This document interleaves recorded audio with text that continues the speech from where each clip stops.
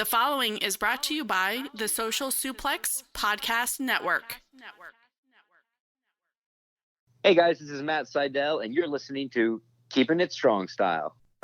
Yo, this is Rich Latta from One Nation Radio. This is brought to you by the Social Suplex Podcast Network. We present to you the Ace of Podcasts, Keepin' It Strong Style.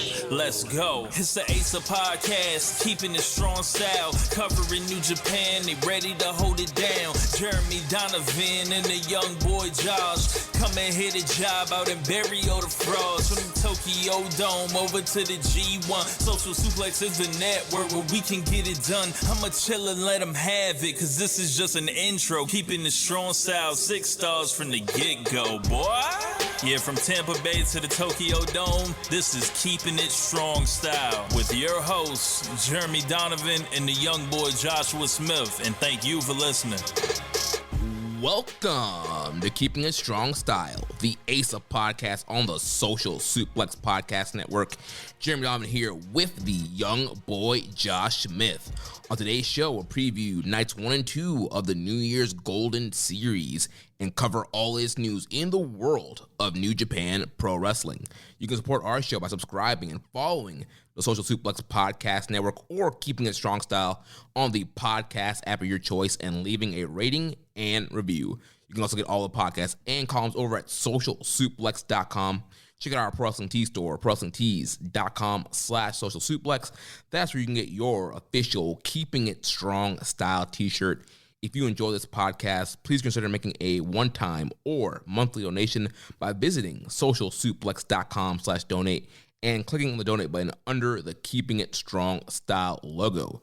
This week's episode is brought to you by the NJPW EXT, the only browser extension for NJPWworld.com, with features like dark mode, improved translations and layouts, custom and shared playlists, synchronized viewing parties, and much, much more.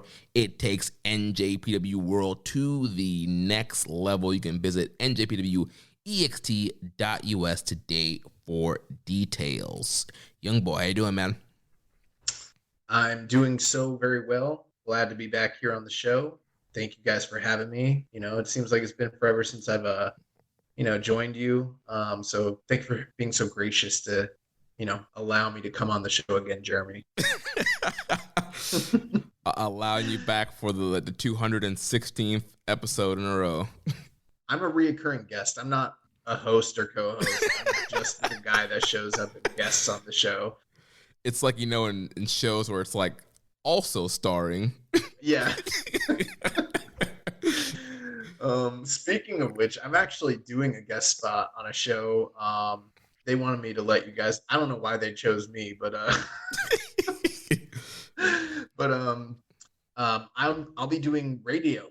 I don't know the gimmick. I don't know if it's just like internet radio or just terrestrial radio, but I was told to tell the people to check out Off the Mat Live. This is a show I'm going to be part of this coming Friday at 5:30, and you can watch them at www.worldwidesportsradio.com. Follow them on Twitter, Facebook at WWSRN_radio. If you want to watch Off the Mat Live, they're going to be airing from 5:30 p.m. to 7 p.m. Eastern. They do that every Friday. I think I'll be on there for like 20 to 30 minutes. I got to school the marks, let them sit underneath the learning tree, teach them about the ways of Shinhan Pro.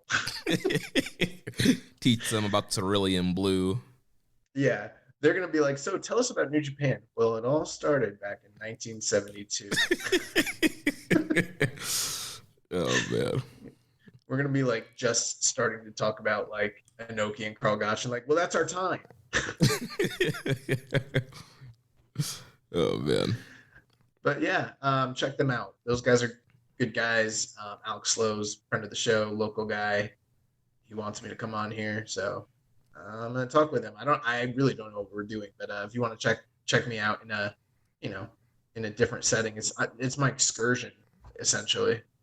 Yeah, it's been a while since we've really done either of us have done guest spots anywhere, so. Yeah, it's because we killed the territory, We went out there, we drew a lot of money, we had our run, and now, we're in player like player coach role essentially, Well, and the time's coming, man. well, I think the issue was our booking fee got too high. Like at first Couldn't afford us. we do these little spot shows for free, and then we started getting big in the territory, and then people try to reach out to book us, and we're like, nah, player, like the fee's gone up. No, it's because we got heat. And by we mean me. I got heat with all the other hosts out there, all the other podcasts. Nah, Jeremy's been blamed by association. They don't fuck with us anymore. So. It's because like there's no like other really dedicated New Japan show out there. Like, remember, like everybody like was covering New Japan or wanted to have Wrestle Kingdom reviews, and oh man, we got to get some people on and talk about this stuff. I mean, One Nation Radio hasn't even done like a New Japan like year-end thing. Like nobody's like really, besides like us and J-Cast, nobody's really like going at this thing. Maybe we're like the ironic meme wrestlers that were like hot 2 years ago, and then they can't get work nowadays. Shit's past, and if we laced up the boots and started doing some technical indie style wrestling, some Terminus shit, maybe they'd pick us up. But we're over here, doing farts and putting our hands in our pocket. Yeah, wrestling with our hands in our pocket. I didn't even know how to keep the bit going because I don't know what because I refuse to watch the meme wrestlers, so I don't know what they do actually. Right, and honestly, I couldn't really think like Orange Cassidy was the first person that came to my mind, but honestly, he's doing great for himself. But there's a bunch. Well, do you want to get into? Do you want to on the air start calling out all the terrible wrestlers out there? No, let's not even that. You never know who's listening to these things. Yeah, big names. But let's start the show. Yeah, and real quick, I want to give a shout out to everybody who's rated us on Spotify last week. I gave kind of the big call for you guys to rate us on Spotify. Got some ratings on there. So a reminder, if you're listening to us on Spotify on the Keeping It Strong Style feed or the Social Suplex feed, go ahead and leave us that 5-star rating on Spotify. Help us get over there on that app. So that way we can reach tons of new listeners in the Spotify world. Absolutely. Well, first thing we're going to cover here this week or talk about is Kazuchika Okada. So this past week, Okada voted in the Wrestling Observer Hall of Fame. Big voting here. Okada, he was on 92% of the ballots, which is the third best in Wrestling Observer Hall of Fame history. Kobashi in 2002, he had 98%. So Okada, he joins an exclusive list of first ballot Hall of Famers: Kurt Angle, Modesto Asino, Steve Austin, Dos Caras, John Cena, Gato, Akira Hokuto, Kenta Kobashi, Jushin Liger, Takashi Matsunaga, Shinsuke Nakamura, Manami Toyota, The Rock, Jim Ross, and Kazuyoshi Sakuraba. Yeah, that's rarefied air, So I'm glad something happened this week because I wasn't even sure if we had anything to like cover on the show. I thought we were just gonna come out here and like bullshit, and maybe we could start like doing some fantasy cards or stuff like that. But thank God for Okada coming to save another show that he has saved. This is like 4 shows this month. Wrestle Kingdom 1, 2, 3. And Keeping It Strong Style 216. Keeping It Strong Style 216 says. But no, in all seriousness, this was pretty awesome. When you talk about like Hall of Fames in wrestling, I mean, there's not that many. The major ones that most people know are probably going to be like the WWE Hall of Fame, which is, at this point kind of just a company joke. It's a company deal. It's not like treated as like a serious Hall of Fame the way that like the Cauliflower Alley Club is, or the Wrestling Observer Hall of Fame. So I mean, there's a few different rarefied Hall of Fames out there, and the thing with the Wrestling Observer Hall of Fame is it's voted on by a group of peers, a group of pundits, and those that are knowledgeable, on the history of wrestling. And to see Okada go in, so handedly, but not. I mean, what do you need? You need, I believe, 75% of the vote to get in, right? Or 65? I think it's 60 because Mystico missed it by 1%. He got 59 like 0.7, and they don't round up. Gotcha. Okay, so I mean, you look at that. I mean, this guy got in with 92%, and as we already mentioned, it's the third best in history. I think Kobashi and was it Liger or was it The Rock? Liger. Liger is the first, then Kobashi, then Okada. No, Kobashi went in with like 98%. Right, yeah, Kobashi was second. Liger had more than Kobashi. I don't think so, man. I think Kobashi's the number one, and then Liger's number two. Okay, I'm pretty sure. Maybe it's flipped then. I didn't see Liger's number there, but either way, yeah, it's probably Kobashi, then Liger, then Okada. Yeah, but I mean, even still, there's a lot of outrage for the voters that didn't, vote for Okada. He only got 92% of the ballot. I mean, I don't know. I'm not like that personally outraged. I mean, people have different opinions, Right. I think it's just one of those things. And, they talked about this on Observer this weekend, and I know Dave is not a fan of it, but it does kind of come into a point where people kind of are like strategic with their vote. And, there are people who are like, oh, well, I know for sure Okada's getting in, so let me use one of my votes on Sergeant Slaughter or somebody else who I feel like is not going to get in or needs some help getting in. Yeah, but, that's true. But, regardless of whether you agree or disagree with this, there are some people that might be of the opinion that, Okada isn't in their like top 10, because that's what you get. You get 10 votes at this current time, right? Right. And that's their opinion. I mean, it's kind of unhurt. I mean, I get it. Based on his drawing ability, based on his, match quality, based on the business he's done and his accomplishments and everything like that, is Kazuchika Okada slam dunk and, a lay down and an easy to predict guy that should get in by any, feasible metric? Yeah, absolutely. Does that mean that he's going to get 100% of the vote, even if he should? No. And I mean, I think that's a little unrealistic because almost nobody goes into any Hall of Fame. There's always going to be some dissenting voices. So, I mean, I'm not like that freaking out about it. I mean, I've heard a lot of people that were just like outraged. I feel like there's, I don't know, better stuff to get mad about. Yeah. I got in with 92%, Yeah, too, it is like broken up by regions, and so there are people like if you're not familiar with the Japan region, you don't vote into there. I mean, at this point, I'm not sure. I mean, also I don't know what the extensive list of voters are. So is it possible there's some old timers that don't watch Japan at all and haven't really been following New Japan that didn't vote for Okada? Maybe. Yeah, I mean, I think that's definitely possible. I don't know if their votes are taken into consideration, though. I think it might just be people that voted in the region, Right. Yeah. I don't know. Yeah. This show isn't really the show to like break down all the ins and outs of the Hall of Fame. I don't even know how you get a ballot. I feel like we should probably be voting on this shit, and the fact that we're not invalidates the Wrestling Observer Hall of Fame totally. So yeah, man, I think it's getting to a point now. I think everybody at Social Suplex, or at least the top dogs, we should be getting some ballots. We could. I mean, I don't even, send in my top 10 matches for Voice of Wrestling because I don't want to write anything. So, busy man. I'm a busy man. I don't know. Yeah.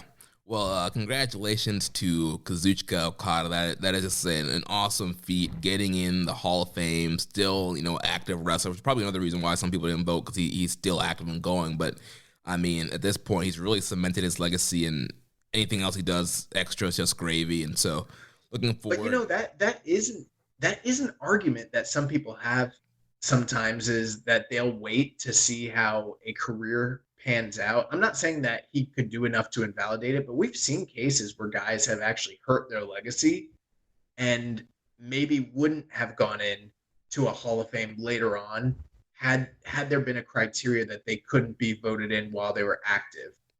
Right. Case in point, Shinsuke Nakamura. Yeah. As crazy as that sounds. I mean, if you're very aware and were around at the height of his popularity in like 2015 and, just prior to that, he's a slam dunk. But then you kind of look at where his career's gone since then. And I think there could have been a case where, like, let's say if he was on the ballot right now, would he get in? I'm not confident he would. You know what I mean? Right. And I think it's the same thing that affected Mystico. I mean, he did get 59%, but, he probably would have been in already if it wasn't for his WWE run. He went over, became Sin Cara, did not have a great run there, then went back to Mexico. And, yeah, he's still been, a top guy in Mexico, but he hasn't been to that level that he was before he went to WWE. Yeah.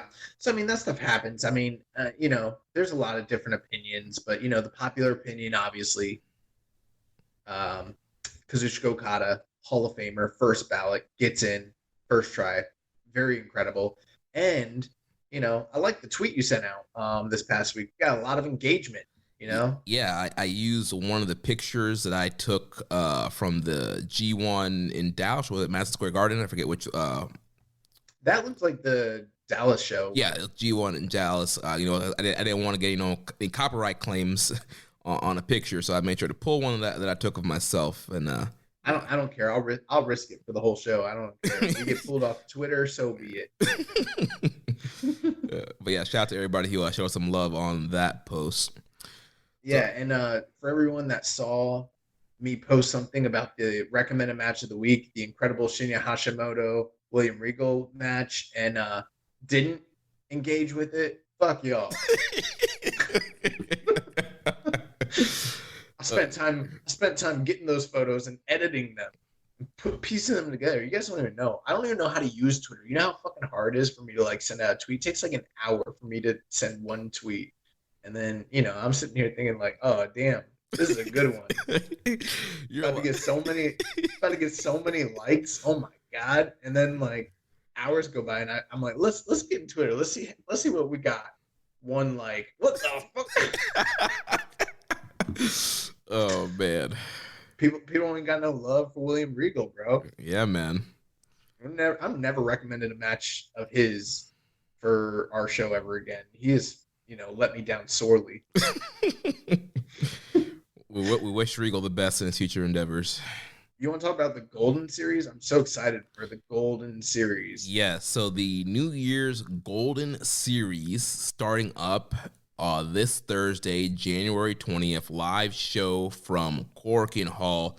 So we'll run through the card for that, and then also the January 21st show is going to be a video on demand show.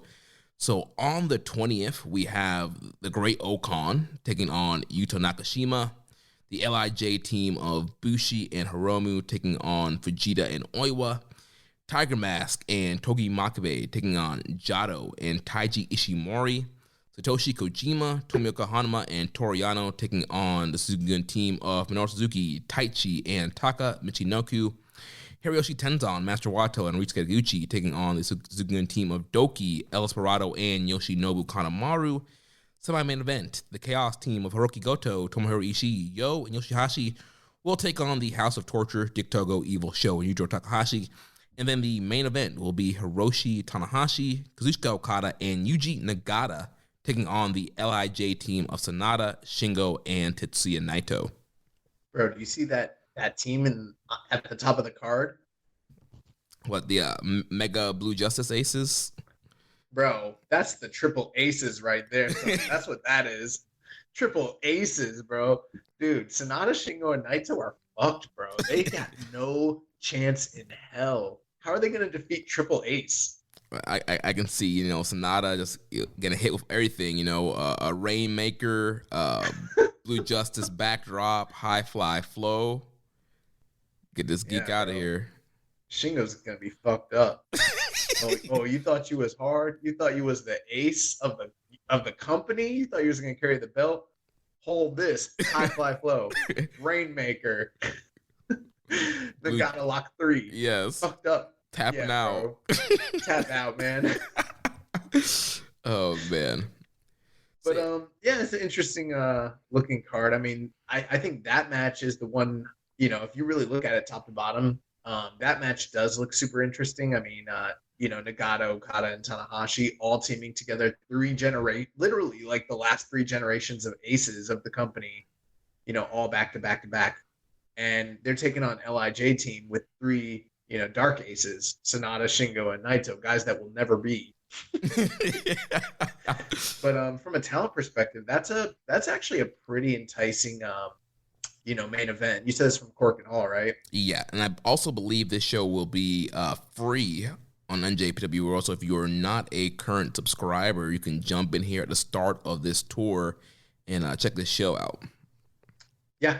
So I mean, that match looks very good. I think I was being kind of facetious about Triple Ace, but the reality is Yuji Nagata's there, so I think we know what's happening. Yeah, I mean, they're building up in that main event 2 title programs, the Tanahashi Sonata U.S. title match and the Okada Naito world title match. So I could see either one of those guys getting the pin on Nagata, or I guess you could go Shingo getting the win on Nagata. They're going to go Shingo. It's going to be Shingo because Shingo's the odd man out, and he kind of, just came off the losses and or the one loss. They're going to try and make him look strong just like they did at Wrestle Kingdom Night 3, and he's probably going to maybe Pumping Bomber, maybe Last the Dragon Nagata, and that will be that. Yeah. But that match sounds really good. Yeah, I'm looking forward to that, especially those guys. It's going to be Corkin. Those guys work hard. I think that should be a really fun main event. The match preceding it is the opposite of what I would call fun. I mean, you got Chaos, you got Goto, Ishii, Yoshihashi, and then the whole House of Torture. Isn't it interesting that House of Torture are a subunit of Bullet Club, but I've yet to see them team with anybody in Bullet Club at all? Are we ready to just say that this is a different group? I mean, at this point, I think we should. I mean, yeah, there's been, since G1, there's been no interaction with any of the other Bullet Club guys. The other thing, too, with that, remember when Bullet Club Elite and Bullet Club OGs were, quote-unquote feuding, and then suddenly they just had nothing to do with one another, and then suddenly there wasn't a civil war, and they were just coexisting in separate universes within New Japan, and then it was just oh yeah, we're not together. Yeah, they came out, just did a random interview. Yeah, we're not part of the Bullet Club anymore. That's what this is, bro. Except for, okay, let me ask you this.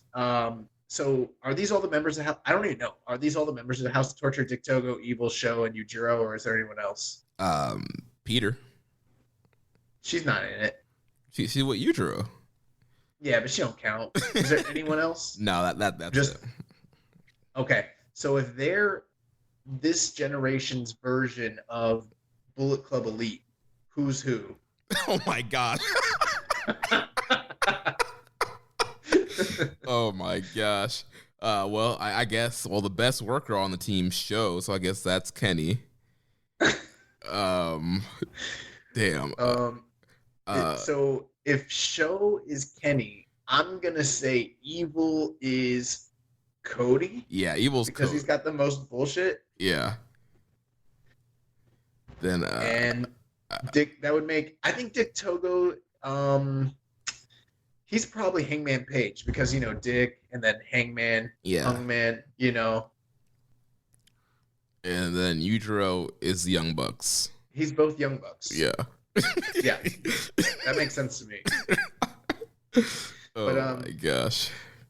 This match, this is actually, what the truth is though? It probably will suck, but House of Torture multi-man matches really are not as egregious as say singles matches involving those guys or even tag matches. So this might not be the absolute worst, but I'm not looking forward to it. Yeah, I mean, with all 4 guys involved, that obviously limits the run-ins. Also, there'll probably still be a ton of ref bumps and, garrote wires and pimp canes and brass knuckles and all that stuff. But at least you kind of limit the outside interference since they're all already there and legal in the match. So maybe it won't be as bad, but I'm sure it's not going to be great. Well, there's 2 ways to look at this, too. There's the one way that's a little bit more compartmentalized where you're okay, Evil is involved in multiple feuds involving different members of Chaos. So, he's got a singles match coming up with Ishii. He's also involved in a 6-man unit match with these guys. And then also the tag titles. So, I mean, this kind of encompasses a lot of different things, plus Show and Yo are still kind of going at it. But I think the bigger overarching story very clearly here is a House of Torture versus Chaos feud.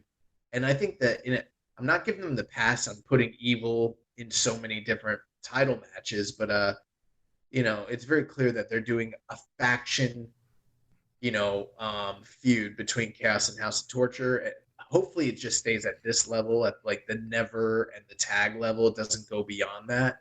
But it does feel like a long time since we've had two factions actually go to war in New Japan. Whereas like when we first started the show, I mean, it was like nothing but faction warfare in New Japan all the time.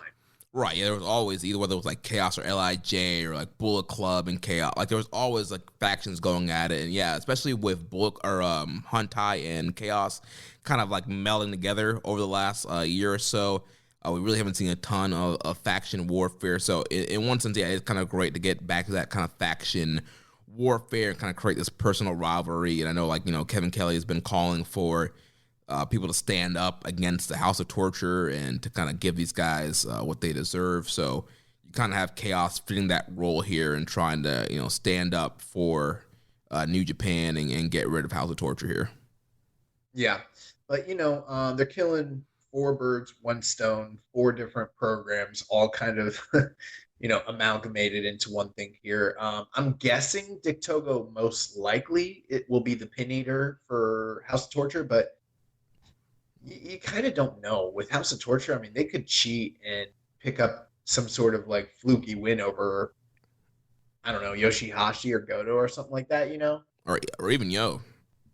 Even Yo, yeah. But I mean, I'm going to stick with the easy money line and just predict a Chaos win here over Dick Togo, most likely. Yeah, that's probably the safe bet there. Cool. So, in my opinion, right now, those are probably the 2 most must-see matches of this preview show. The rest of it, we got Wato on the opposite end of Desperado in a 6-man tag. Is there anything else to kind of unload in that match? Doesn't look like it to me. Yeah, that's the key. That junior title match coming up with Wato and Despy. Yep. So they got to kind of heat that up a bit more. The match prior to that, Kojima, Hanma, Yano against Suzuki-gun. The big story there, obviously, is Minoru Suzuki and Yano sort of still going at it over the KOPW title. So that will kind of be furthered as well. Through most of this tour, you're going to see a lot of that, just like furthering, like feuds that play out further the big matches they're coming up towards the tail end of the tour. Right, and then in that third matchup there, they're setting up that junior tag title match with Bull Club's cutest tag team against Flying Tiger, Robbie and ELP, both out of the country right now, but they'll be back later in this tour. And then the second matchup, just LIJ gonna obviously defeat Fujita and Oiwa, and then Okan will pick up a win over Nakashima in the opener there. Yeah, the first 2 matches, obviously, just very interesting, tune-up matches for LIJ and Great Okan, kind of beating up on the Young Lions there. So, those are always actually pretty interesting just to kind of see where Nakashima, Fujita, and Oiwa sort of are in their progression, but very predictable. So top to bottom, this really isn't the worst Road to show, but I think it's those top 2 matches, matches 6 and 7 that have my attention the most, probably. Yeah. So then on the 21st, we got a video on demand show. Show will open up with Great Okan taking on Oiwa this time. Then Fujita and Nakashima taking on Bushi and Hiromu. Tiger Mask and Nagata taking on Gato and Taiji Shimori. Great Bash Heel of Togi Makabe and Tomioka Hanma will team up with Yano to take on Suzuki-gun and Stoki, Suzuki and Taichi. Tenzan, Master Wato, and Gucci will take on Despy, Taka Michinoku, and Yoshinobu Kanemaru. And then the semi-main event, we'll have the Chaos team of Goto, Ishii, Yo, and Yoshihashi versus House of Torture, Dictobo, Evil, Sho, and Yujiro. And then the main event will be Tanahashi, Okada, Kojima against the LJ team of Sonata, Shingo, and Naito. Yeah, the only kind of thing here, obviously, this is a very, very similar card to the one that we sort of just previewed. And it's been my experience when they do this that the first night, the big night in Corkin at the start of the tour, that's where the crowds are a little bit more lively, or the people, the guy, the boys put in a little bit more effort, a little bit more work, and then everything else after that is sort of just them shuffling guys around, and you can also kind of tell who the pin eaters are going to be in certain, like for instance, at the top of the card we got Okada, Tanahashi, and Kojima. Well, now Nagata's gone and they've replaced him with Kojima. So now Shingo gets to beat Kojima instead of Nagata. So, that's also kind of a dead giveaway as to what the plans are on night one. But it's kind of the same card. It's a lot of the same programs getting further that we talked about. The show is VOD, so it's going to be a little bit diminishing returns as far as like match quality, as far as like enthusiasm. Is this show from Corkin? I think it might be Corkin also. Let me see if I could pull it up real quick and check.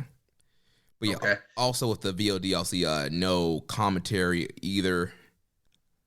And see, that's the thing. They've done VOD in the past where the commentary's been added in after the fact, and when that's there, it's not quite as bad. But when they do no commentary and then they do, shittier production, worse camera work, and then it's just a rehash of what you got the night before. It makes it pretty hard to even want to check the show out.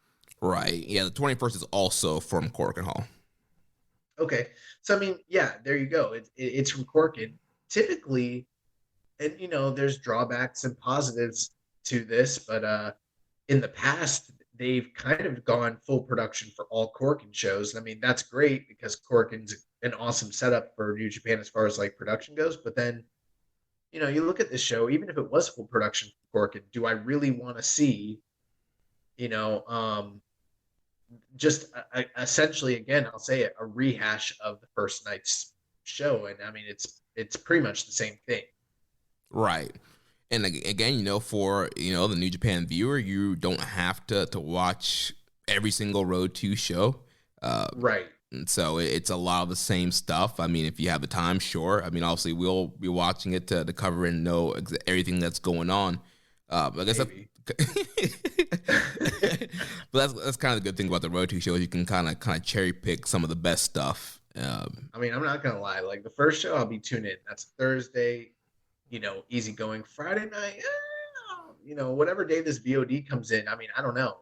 Maybe it might get the background, while I'm folding some laundry or doing some dishes treatment, look up, oh, okay, Yano did something wacky again. Okay, next match, Well, we did actually have a question here about VOD shows from Red User PCA91. So I was just looking at the upcoming live schedule on New Japan World, and it was, at least for the Golden Series Tour, they're doing less live stream Corkin shows and more video on demand shows. What are your thoughts on that? I personally think it's a good thing as the amount of Road 2 shows, especially from Corkin, really killed my interest in New Japan towards the end of last year. Lastly, going forward, will you be covering the VOD shows just like the live stream Road 2 shows from Corkin? Me personally, honestly, I can't imagine that I'll be adeptly tuned into those VOD shows, but I mean, it sort of depends on what it looks like on paper. It sort of depends on what the buzz is. I kind of went through some of the comparisons, the drawbacks just a moment ago, but one of the things I sort of wonder is, like, should they even broadcast it? There are times where they do dark show, just house shows that don't get aired. There are several shows on this tour that are not being aired. Yeah, and I'm fine with that, especially if it's not going to add to the overall narrative. My whole thing is this: if you're going to air it, I'm not saying you need to go balls to the wall, full blown out, give us tons of surprises and, 5-star classics. It doesn't even need to be the same level as, say, like a New Year's Dash, RIP. But, there should be something there that you can stick your teeth into that forwards the storylines, and it's not just continuous regurgitation of the same angles, the same little tropes each and every night while they're on the tour. There should be differences. There should be things that are engaging, or if not that, then those main events really need to deliver on some sort of high level to kind of get me to tune in, Right. And, I think the most interesting thing maybe to check out from the VOD show might be like the backstage comments. So a lot of like those are always good. Yeah, the story gets really developed, and you get a little more insight on the rivalries and the stories they're trying to tell in those backstage comments. Speaking of which, they finally uploaded Wrestle Kingdom Night 3, but they still didn't put out those comments. I think that they're only available on Wrestle Universe. That's weird. I don't know. I mean, I gotta assume that's the case. I don't have a subscription, so I don't know. But they're not on New Japan World. Yeah, maybe we'll ask Zach if they're up on there. Yeah, I mean, at this point, like I don't even. I don't know. Maybe I'll watch it. Maybe I won't. I don't know.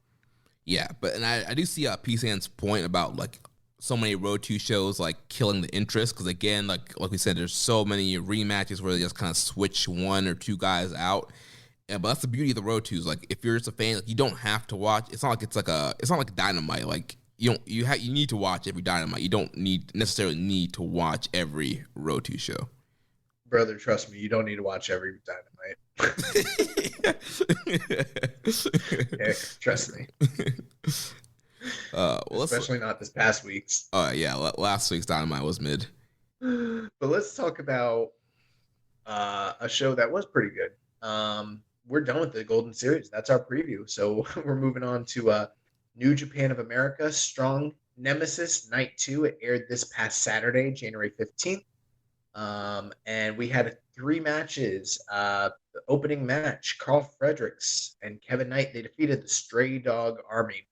That's Bateman and Mysterioso, 10 minutes and 4 seconds. Second match of the night, Brody King defeated Dave Dutra, 6 minutes and 31 seconds. And then the main event, we saw the impregnable Jonah as he defeated New Japan longtime mainstay Dave Finlay, 8 minutes and 20 seconds. Jeremy, thoughts on the show? Yeah, overall, it was a good show. Some really solid matches here. I mean, we didn't see a ton of story progression, though, in this show. I guess maybe some stories starting. Also, they did carry over the Battle in the Valley angle with Jonah and David Finlay. Opening match was kind of a fresh start here with Fredericks and Kevin Knight against Stray Dog Army. They made a really big deal of Fredericks' team getting the win since he had Kevin Knight on his team. Usually when a Young Lion's on a veteran's team, like that's usually an alert that they're probably going to lose. But Frederick was able to get the win, hit the Manifest Destiny on Mysterioso. So I'm wondering if we're going to see more Fredericks and Kevin Knight teaming. Or there's going to be some kind of story where Knight is picking up wins by teaming with veterans. Yeah, that's an interesting thing. I am wondering if they're trying to possibly heat up Fredericks for some reason, but that was an interesting insight that you kind of honed in on, that maybe they're trying to give the rub to Kevin Knight in some way, just via, you hear those sirens out here? Yeah. Yeah, bro, it's real in these streets. Scott Steiner over there? Yeah. Holla. The big bad booty daddy. The idea that maybe Kevin Knight is getting some sort of rub by teaming with other guys and picking up the wins, but they don't treat the LA Dojo Young Lions quite the same way from a booking perspective as they do the Noge Dojo Young Lions. So I mean, I'm not totally surprised by that. Plus, for better or for worse, Bateman and Mysterioso haven't been booked the strongest on this show anyways.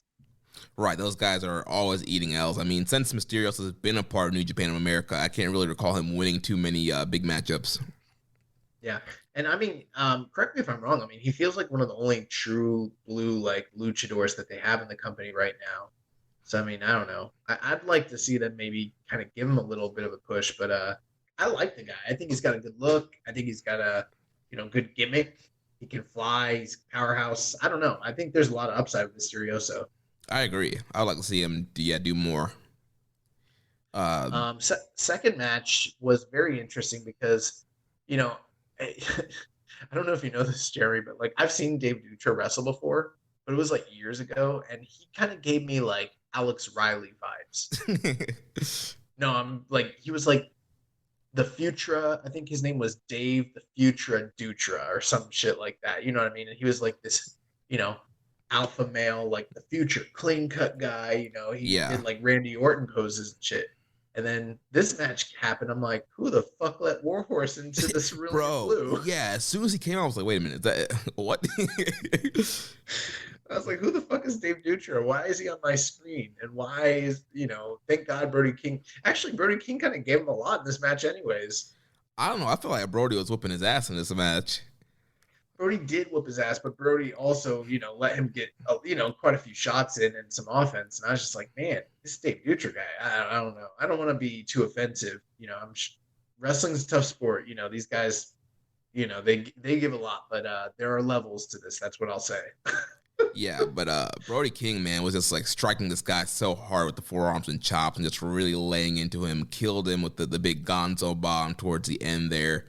And yeah. I gotta wonder what the future of Brody King in New Japan Strong, as we saw last week on Dynamite. He's now signed with AEW, part of the House of Black with Malachi Black, and they also are the PWG Tag Champ. So I'm wondering. Also, we've seen AEW guys continue to work Strong tapings, but I wonder how much more is he going to be around, if he's still going to work Strong tapings, kind of what his motivations are going to be. Yeah, he's a guy that the company seemed to be interested in. He's done a couple shots over in Japan in the past as well.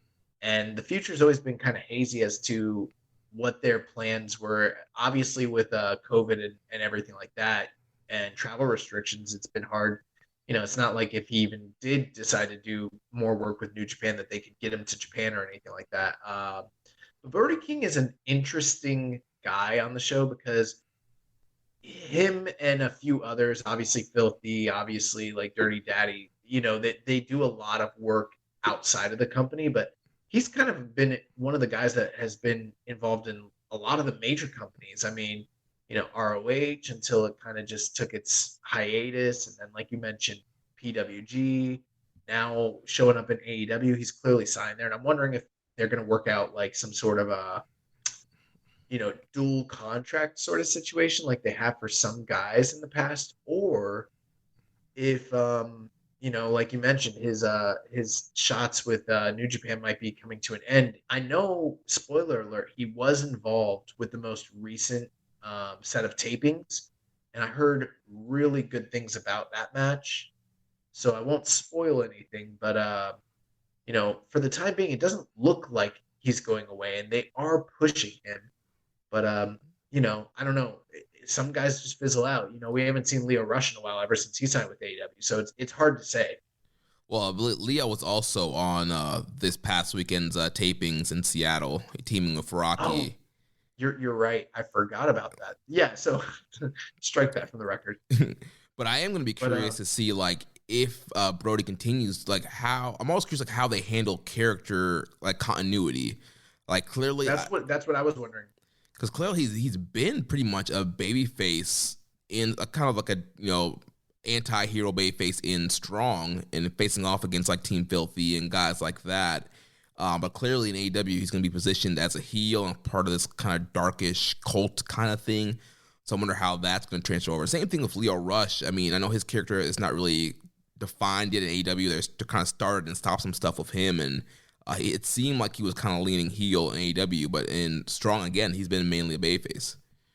Yeah, I mean, there's different booking philosophies. I mean, if someone has a really high profile in a certain promotion, and the character's super defined and they're associated with that act, it's kind of hard to present them in a different light in another company. But I mean, then again, you never know. I mean, we saw recently, I wouldn't go as far as to say that New Japan of America presents Jay White as a face, far from it, but we've seen him, like for instance in the Dave Finlay match, he came off like a baby face even though he wasn't supposed to. So in the right setting, the guy can be anything that the company or the people want him to be. So, and plus with Brody King, I mean, he's kind of been like a face, but I mean, he's definitely more on the edge of like badass, dark character. I mean, he's kind of ill-defined tweener sort of guy. So, I mean, they could go either way.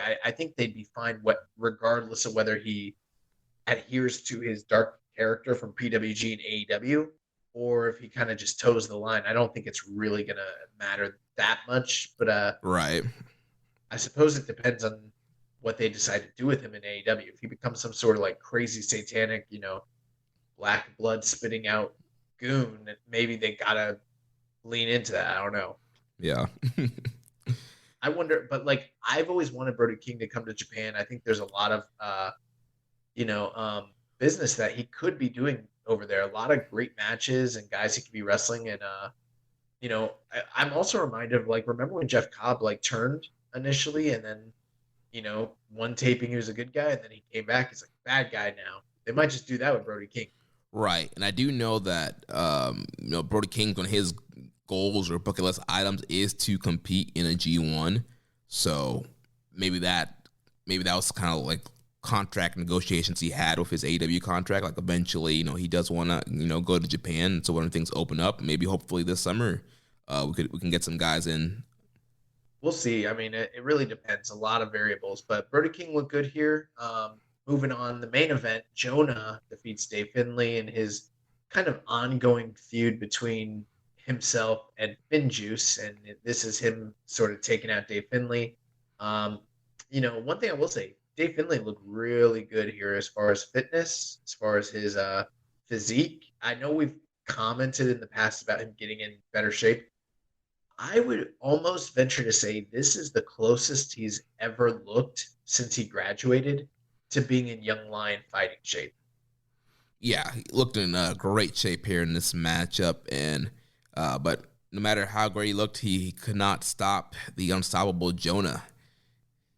Yeah, good match, good story, nothing blow away, but everyone kind of fulfilled their role to the best of their abilities, what they needed to. The most impressive thing for me was just Jonah coming off the top rope with that huge splash, just killing Dave Finlay. And I mean, competitive match, but 8 minutes, 20 seconds. I mean, he got this guy out of here, handedly. And Jonah I'm not saying he's going to be, but I mean, I could see if they're putting a push behind him. If they really wanted to like set him up as like a future strong champion, I wouldn't be shocked by that. Yeah, I definitely see I feel like they're all in with him. I definitely see big things for him in the future on Strong. And yeah, came out here, looked great, great gear, great look. And that huge splash is just so impressive. And it's the way they booked him here. Also, it does kind of seem like Finlay might be on the way out, but still, that's one of their dojo guys, one of their, main roster guys. And Jonah came out here and, gave him the work. And I'd love to see what the future plans are going to be for Jonah. Nice. So next week we have another episode of New Japan Strong Nemesis Night 3. It will be airing Saturday evening at 8 p.m. Eastern. And we have the following matches. Royce Isaacs will be taking on Lucas Riley. Semi-main event, Juice Robinson will be taking on Bad Dude Tito. If you've never seen Bad Dude Tito, I give him the recommend. I like him. I think he's a good guy. And then the main event here, we have the team of Tom Lawler, Black Tiger, Jarrell Nelson, in six-man tag action. They'll be taking on Taylor Rust, Fred Rosser, and Rocky Romero. So, preview match here for the ongoing feud between Tom Lawler and Taylor Rust, his next challenger for the Strong Openweight title, plus the ongoing saga between Rocky Romero and the mysterious Black Tiger.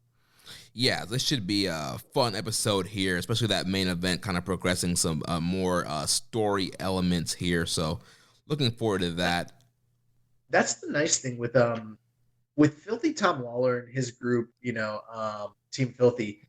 They might be involved in a 10-man or a 6-man tag or 8-man or whatever, but there's typically some sort of forwarding of the major storylines anytime they're kind of put in the spotlight. So you're not sort of sitting there like kind of dreading it, like, oh, it's an 8-man tag, we kind of know what we're getting there. It's like, no, you really don't know what you're going to end up getting because it's Team Filthy. And that's one of the benefits, I guess, of doing the kind of touring, show by show, city by city format that they're using to tape New Japan Strong currently. Yeah. And they just announced some matches for the next set of tapings that are coming up in Hollywood in February 17th. So we have the New Japan return of Buddy Matthews. He'll be taking on Ren Narita. The Fallen. I said, "Oh, that sounds so awesome." Yeah. Fallen Angel Christopher Daniels doing another shot here, taking on Gabriel Kidd. Then we have another USFJ Open Challenge, and I gotta say that the picture here, it kind of looks like it might be Shane Swerve Strickland, but that's an interesting one.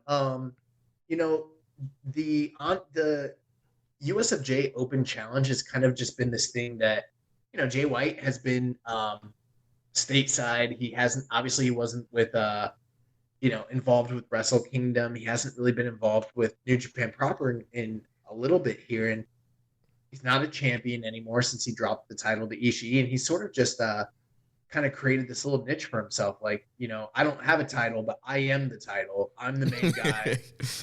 I'm the prize, and all these guys can come and fight me. And without putting too much, I don't want to pull back the curtain too much, but I did hear the results from the most recent tapings. And I mean, he didn't, I won't name the names that he gave, but he started alluding to having matches with guys from other companies like AEW and like, different places like that, where I was like, oh shit. Like, so if this, USFJ Open Challenge kind of becomes a vehicle where he can, keep wrestling guys here in Strong and then maybe even elsewhere, who's to say? I mean, so far it hasn't happened, but I mean, and I don't want to sound like a Mark who's just doing wishful thinking, but I could see the appeal if he got this gimmick over to where he could take it to like an AEW or an MLW or an Impact and get the gimmick over to where it's like, I don't need a belt.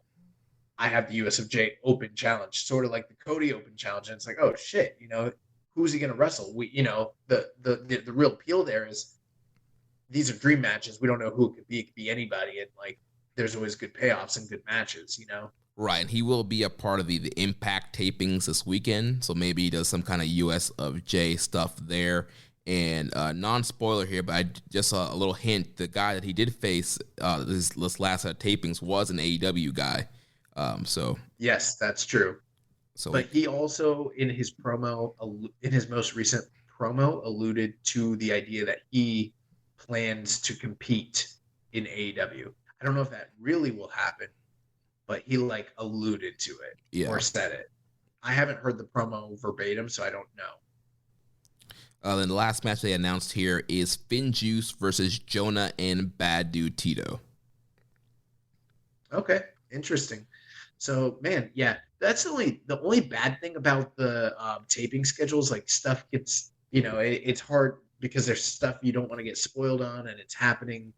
And some people know what happened and other people don't. And then you're trying to enjoy it as a weekly episodic show, but it's like, it's clearly, each tour, quote unquote, is just one night of wrestling, basically.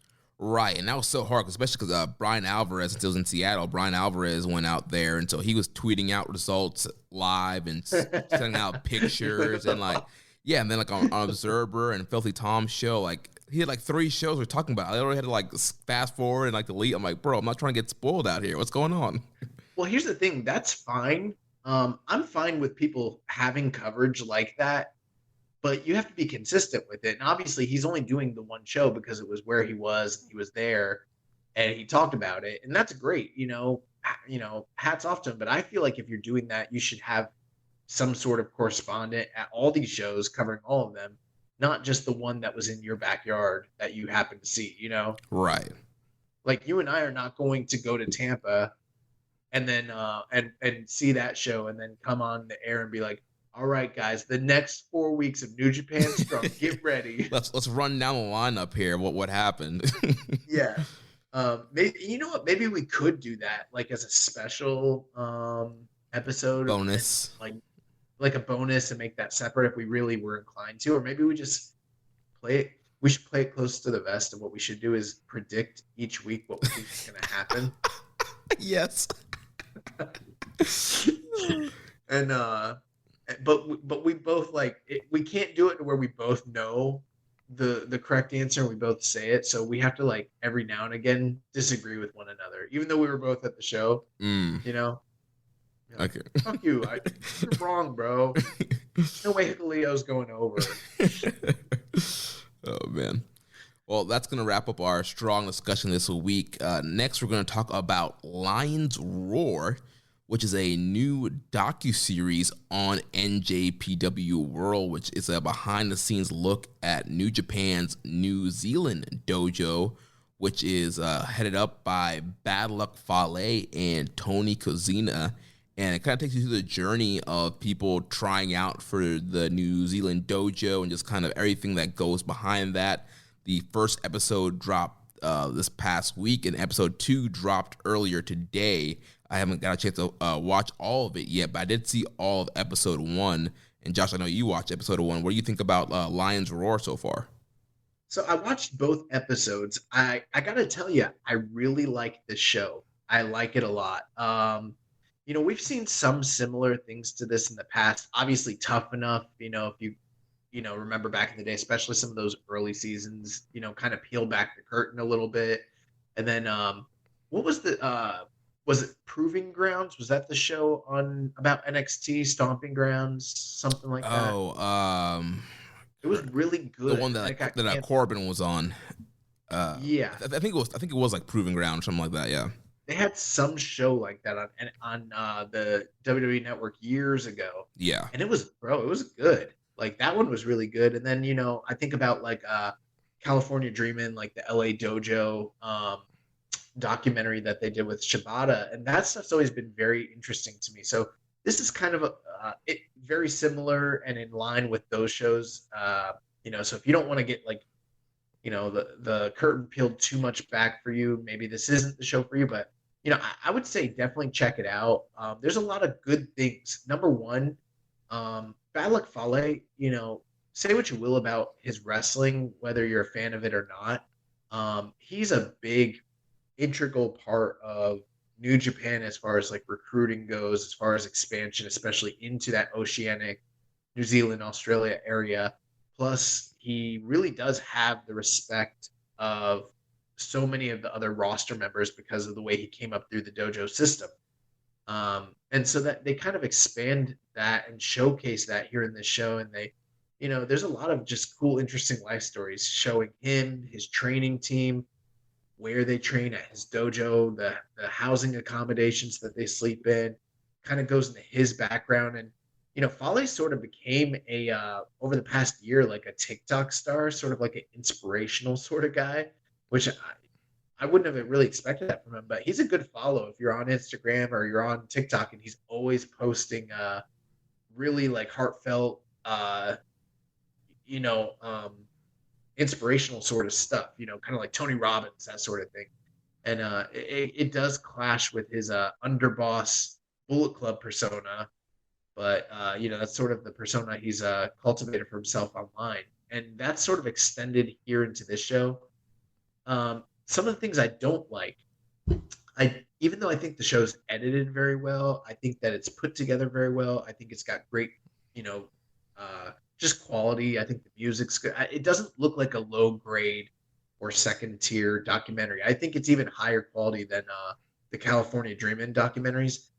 They haven't done a good enough job sort of narrating or providing a narrative of what's going on. So it's like, you know, you're watching a show about guys that are training to potentially get into wrestling, but you don't really understand the stakes. You don't understand the characters right off the bat. I'm sure they're starting to introduce them a little bit, but it's like, what is this? Is it a competition?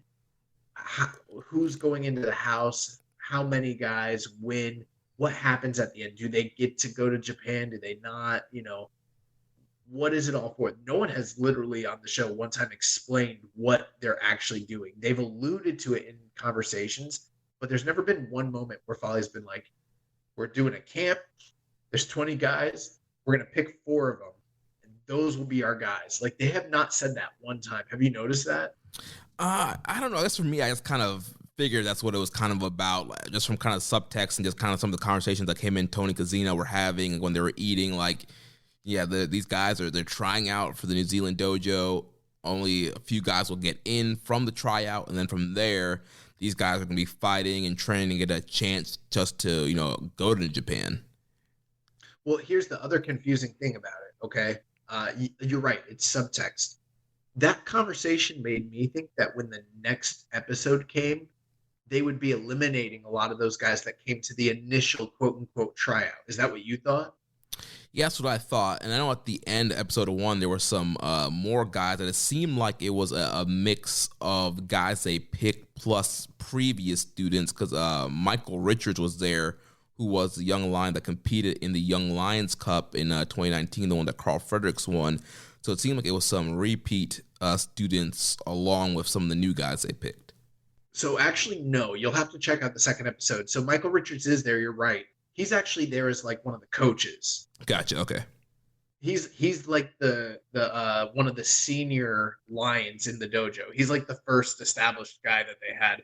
And they did a profile on him showing kind of the fallout from that Young Lions Cup that he participated in. It's pretty interesting and pretty gripping too. But no, what they're actually doing, and this is what I'm guessing, when they say the tryout, I think that the whole show is the tryout. So I think it's like 3 to 4 weeks. Gotcha. Where none of those guys are getting cut right now. All those guys are going to go live in this house and to go train. And I think at the end of it, a few of them will get picked. Gotcha. Yeah, that was confusing. Yeah, because it seemed like, when him and Kazina and Fale, when they were having dinner, they were talking about who they liked. It seemed like, all right, we're going to pick our 4 guys, and the rest of the series is going to be following the 4 guys they picked.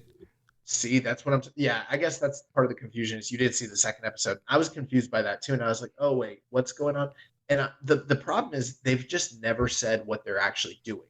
And I was like, that would be like you watch Tough Enough, and they're like, 10 men, 10 women, 4 weeks. They like kind of lay out the parameters. So that's the one big drawback of the show.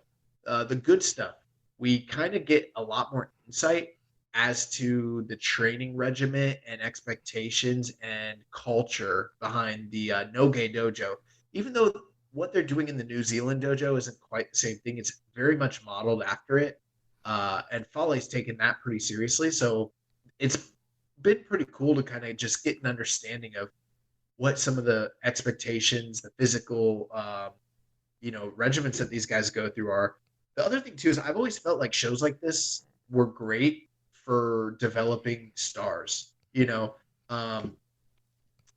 to say that every reality TV show involving like athletes is gonna produce star personalities. There've been a lot of seasons of The Ultimate Fighter that didn't pan out. But you look at that first season and how many guys became life or career long MMA UFC fighters and guys that had multi-year contracts and became major drawing acts and stars. And we've kind of seen the same thing in different capacities to varying degrees of success with pro wrestling as well. And so there's a lot of guys in here that, like, if you just brought them out on, say, an episode of Strong or some, Melbourne City Championship Wrestling, I might not care about them, but you're watching the show and you're seeing the struggles they go through. You're getting to understand their backgrounds and their personalities, who they are. And when you tell human stories like that, it's hard not to get invested in guys. I think that's something a lot of wrestling companies need to tap more into when it comes to developing characters and stars for their shows. So yeah, I would say if you haven't caught the show, the episodes are very short. They're very good. They're like 20 minutes each. I would check them out. I'm enjoying it so far. I think it's a very good show. And they don't do enough stuff like this for the English audience. So just having this kind of content on the on New Japan World is a huge plus.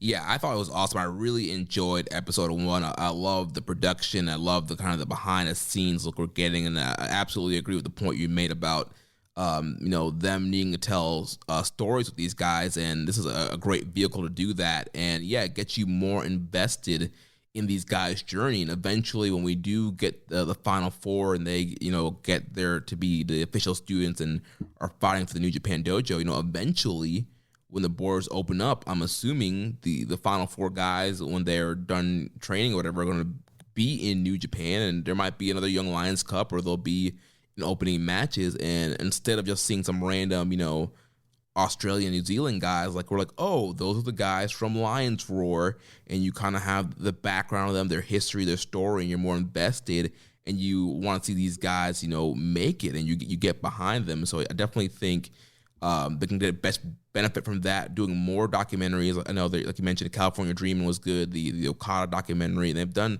a couple other documentaries, but like you mentioned, this is really for like the English audience, and I think it's a great way to really kind of hook fans and kind of see some more behind the scenes. And like I was watching that episode, and they're going through the training stuff, and I'm like, man, like, yeah. Anytime I think of like the itch of wanting to wrestle, and I watch that, I'm just like, damn, there's no way I could do that.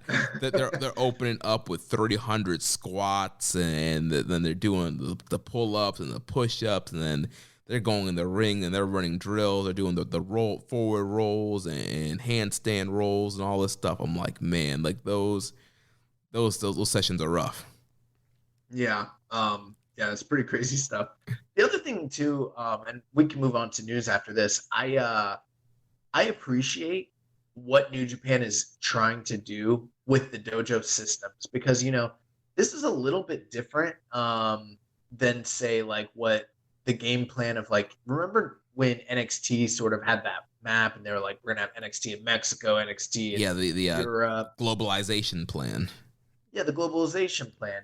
New Japan sort of does have a quasi globalization plan too. I don't know what their long-term business plan is as far as like running shows across the globe, but I think that having dojos in different parts of the world can be a really beneficial thing if you think about it from a business perspective, because you can train however many guys, let's say 4 guys at a time for several years. In hypothetically, you could have a dojo in Mexico, have one in Europe, like Great Britain or the UK or whatever, have one in the Oceanic region like they have here, have one in LA, and then you've kind of developed 16 or 20 talents who are kind of on reserve. You can bring them in and use them if you want to, or you can also have those guys really work and revitalize the areas of the country that they're in, and kind of, you don't even need to necessarily like send them on excursions, quote unquote, because they're kind of on an excursion when things are more open. I mean, I could see whatever guys are in the Fale Dojo going to work for PWA Black Label and MCW and all those other indies in that area of the world, Mm-hmm. EC, and kind of the same thing. And then when they're ready, bring those guys to Strong, or bring those guys to Japan, or whatever it is that you want to do. And I think that's kind of a smart strategy if you really think about it. Yeah, and watching this too, it got me excited for the future of New Japan, just based off what you're saying there. Once the borders open up, that they're building up this dojo in New Zealand. They have the LA dojo already established. You already have guys graduated. You already have new young lions coming in there of Kevin Knight and DKC, and we don't know. They could probably have some more guys in there that we don't know about that are not ready to debut yet. And the fact that you have all this kind of building up, and we're just waiting for the borders to open up and for guys to get visas and go in there, like, it's going to be awesome. Like, the next Young Lions Cup's probably going to be pretty dope, and like there's going to be so much cool things you can do with just the Young Lions when they're able to come over. Yeah, I will tell you, that's one thing. If you're a diehard AEW fan, that's probably one thing you need to start thinking about that they're deficient at. Great company, they do a lot of really good things, but one of the biggest differences between them and New Japan, New Japan is spending years developing stars through their dojo systems, and AEW doesn't quite have that. I mean, they've got affiliate schools from guys that work in their on their show. They're incredible at Tony and Khan has a great eye for talent, and they're incredible at recruiting. But with the way that the wrestling world is set up right now, the way that the borders are kind of like drawn up between WWE and freaking AEW and all that, and they're almost also kind of like overloaded with talent. They don't have too many homegrown guys, that they're like rearing up ready to go. I mean, they've got young guys for sure, but they don't have guys that came through their system. Right. Yeah. New Japan has like a lot of guys right now that I'm not saying they're all going to make it, but I mean, in 5 years, we know that there's like 12 or 15 guys that are on the back burner that will be their main roster guys for the next decade, and there's no question about it. And they don't have to worry about getting into a bidding war to sign, XYZ wrestler, because they've already got a whole generation of talent that they've invested into, and it's kind of a smart thing. Right, and especially when we've seen in the past where some of the big guys like AJ and Nakamura and Balor, where they want to go to WWE or go to AEW, Kenny and all them, like, when those guys leave, like, you got to fill those spots up. And New Japan has not had an issue anytime there's been an exodus in filling spots up. They have guys ready to kind of push up and through that system. And so it's really, like you mentioned, laying the foundation for the future. So let's say some guys leave and go to America. You got Fredericks, you got Connors, you have all these guys, Narita kind of was waiting, Umino, you got Imura and Tsuji on excursion right now. There's so many guys that's locked and loaded that you mentioned, next 5 years, those guys are going to be in Japan tearing it up. Yeah, it is something funny. Going back to the Okada talk, they were talking, I was listening to Observer, and they were talking about how, him going in as a first bout Hall of Famer, when's the next time that's going to happen? And they're like, there's not too many guys who have the drawing ability of like a Rock or, the superstar quality, the match quality of like a Kenta Kobashi or a Liger and Okada. They're like, is there, I can't imagine that there's anybody out there that's going to kind of fill that role. And I'm just sitting here thinking, like, that sounds true on the surface, but New Japan has a whole mess of guys that are fantastic wrestlers that are raring to go, and they're going to come back from excursion, and probably not all of them, but some of them. The one guy that still, to me, I think is going to blow people away is Umura. When he comes back, I feel like Umura is going to be a really big fucking deal. You know what I mean? Yeah. And be like a Tokyo Dome main eventer. And then it's going to be like, oh, okay, well, I guess and I'm not saying he's going to be Okada or Tanahashi. Maybe he will, maybe he won't. Maybe he'll surpass them. I don't know. But it's not like New Japan isn't setting up guys to be able to do those things, Right, and I think with New Japan, it's a very kind of easy thing to tell pin out the top guys, with the live tour structure that they're doing. Like, you can tell which guys are drawing and which guys are not. It's not like the the WWE model where like the name is the brand, the name is the draw. You can see if you put Okada in the main event, it's going to sell out. You put somebody else, it's not going to be as much, and so they're going to be able to see. Well, the other thing. Oh, go ahead. I was going to say the other thing too, though, is that New Japan is, and this is something that AEW has been good at, but Gato kind of did it first, where they come up with a plan, they stick to the plan. Right. Okada was not a great draw when he first got pushed to the limelight. People were fucking livid when Okada came in after that lackluster performance in the Dome, and then getting the first crack at Tanahashi, and then beating him, and then the run with the title. Like, people were A, pissed, and B, thought it was a joke and thought Gato lost his mind. Look at where we're at in 2022. This guy went in as a first ballot Hall of Famer. Right. And, maybe that's something we need to, now that we're on the air, production note, Rich pointed out that the 10-year anniversary of Okada Tanahashi part 1 is coming up. Maybe we need to consider doing something. I don't know what, but we need to do something for that. But I only said that earlier to say this, nobody thought Okada was going to be, yes, people thought he was going to be a star because of look at him. You know what I mean? Right. Obviously. Look at him. But nobody knew what he would be. And people are kind of counting out these younger generations of Lions like they don't have a Shota Umino sitting in the in the wings, like they don't have a Ren Narita, like they don't have Yumura, like they don't have Tsuji, and or Gabe Kidd or any of the guys from the LA Dojo. It's kind of when you start to see how much talent they actually have stacked up, it's kind of insane. Yeah, and that's why I'm so excited, because once the boards open up, man, it's going to be crazy, the influx of guys that they can bring in, not just like the the big name guys that we want to see, like Filthy Tom and Brody and all those guys, but yeah, like getting Kid full-time, Narita, Yumura, Suji. Michael Richards. Yeah, I'll get all these guys in there. I mean, I'm sure Richards will be a great addition once he's, get some more season in, but I hope so. We'll talk more about that on the second. When you see the second episode, you come back and you tell me what you think. I am looking forward to seeing Russell. I threw his name out there because he's like the lowest on the totem pole, but yeah, I am actually interested in him at this point. So cool. That's gonna take us to the next phase of the show. So we got some news items here. We're gonna run through those quickly. In a tweet on Friday, Hiroshi Tanahashi announced that he has signed a new deal with NJPW.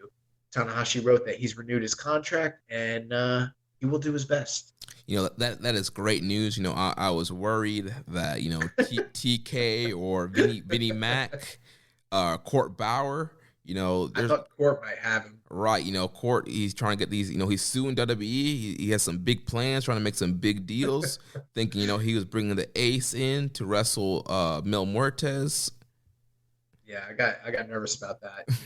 I was thinking they might get him for Azteca Underground, right? The Ace. So, next bit of news: a special training camp will take place for the LA Dojo on Friday, February 21st. Rocky Romero will lead a pair of seminars on the day, giving wrestlers with some experience the chance to improve their game and learn from one of NJPW's most accomplished names. So, if you're a wrestler and you have some experience, I would highly recommend that you make your way out to LA for that, training seminar. Yeah, that'll be dope. Next bit of business. Will Ospreay will be defending the Warrior Wrestling Championship against Brian Cage on January 22nd. I tweeted this out and I almost made a joke about him defending the Catholic high school heavyweight title. And then I thought better of it and I just sent the tweet with the eyes. Yeah. And Warrior Wrestling actually retweeted it and liked it. Thank God I didn't besmirch their prestigious title. They might have been not happy about that. Yeah, that should be a fun matchup. I did so I'm trying to keep up on the excursion matches of the year. I did recently watch. Oh, you know what was I watched I'm not going to nominate it, but I watched Rocky Romero versus Casey Navarro from the last Warrior Wrestling show. Yeah. That might be one of the best Rocky excursion matches I've seen in a long time. Very, very, very good. I liked it a lot. Casey Navarro is good too. He had a few botches, but he's very good. But the main event match was Will Ospreay in a triple threat with him and Trey Miguel and Blake Christian. And very good. Probably 4 stars. Not Will. Will was light years. It's so weird when you see how good Will Ospreay is. You know what I mean? We see him wrestle all the time and he's really good. And then you hear that he's wrestling Trey Miguel or Blake Christian or what's the Zane guy's name? What's his name? Alex Zane. Alex Zane. And those guys are all very highly influenced by him and they have similar styles and you think they're going to mesh so well. And then you see him get in there with them and they are very good, but he's so far beyond them that you're like, oh fuck, he kind of has to slow down and make them look better than they actually are. It's hard for them to go at his level. Yeah, and that definitely my eyes are open. Like you mentioned with the Alex Zane match, I'm strong. It's just Ospreay, yeah, he's just light years ahead of these guys, and it's just so good. And he gets kind of lumped in. Oh, he's that flippy dude guy. He just does a bunch of high spots, and his style has evolved. He still does, the space flying tiger drop and his high flying stuff, but his style has evolved so much since those complaints with the Ricochet match and stuff like that. But people still kind of lump him in as this spot monkey indie darling, but his style has evolved and he's just so incredible in the ring. And I get you don't like him as a person, fine, that you're right, but it's hard to deny this guy's a great professional wrestler. Yeah, and then it also, when you look back at some of the good, really good matches he's had with guys that have been considered maybe not on the level, it makes you kind of reconsider their level of wrestling, like Dowie James, Tai Chi is another one that comes to mind. A few guys like that he's had Lance Archer, guys he's just had bangers with, and you're like, man, there were guys that he wrestled that I thought were better than them, like more athletic, but they didn't look as good. And then you look at a guy like Taichi, like, there's probably a lot of people who don't think he's as good as like Blake Christian or Trey Miguel, and then you're like, yeah, he's much better than those guys. Last bit of news here. Impact on Access TV will be coming to Fort Lauderdale January 21st through the 22nd. On the taping, they've announced Jay White and God as making special appearances. So be on the lookout for that, And with the Access TV deal kind of ongoing, I think it's a smart idea to keep having certain guys from New Japan to show up on that show so that when you tune in, you can watch Impact showing New Japan guys and then also watch New Japan following it. There's kind of some synergy there. Right, and also starting this Thursday, they're going to start playing some classic episodes on Access. I think the Alpha vs. Omega matchup will be airing, replaying this Thursday on Access after Impact, so that'll be fun to check out. If it's not Morrow and Josh Barnett episodes, I don't want to watch it. Bro, they were like the best commentary team. I loved it. But yeah, we got some questions. Yeah, we got tons of questions here. First from Rambone Slam Pig. This is with Okada walking out of Wrestle Kingdom as the champion. Do you believe he'll walk into next year's show still holding that belt? If not, who is the most likely to dethrone him? That's a really good question. I think that it's more than likely that he does hold it going into next year's show. But a lot can happen in a year, especially with the kind of year that we're having here where things are sort of unpredictable, hard to kind of gauge. They got the big Dontaku show coming up. They got Dominion.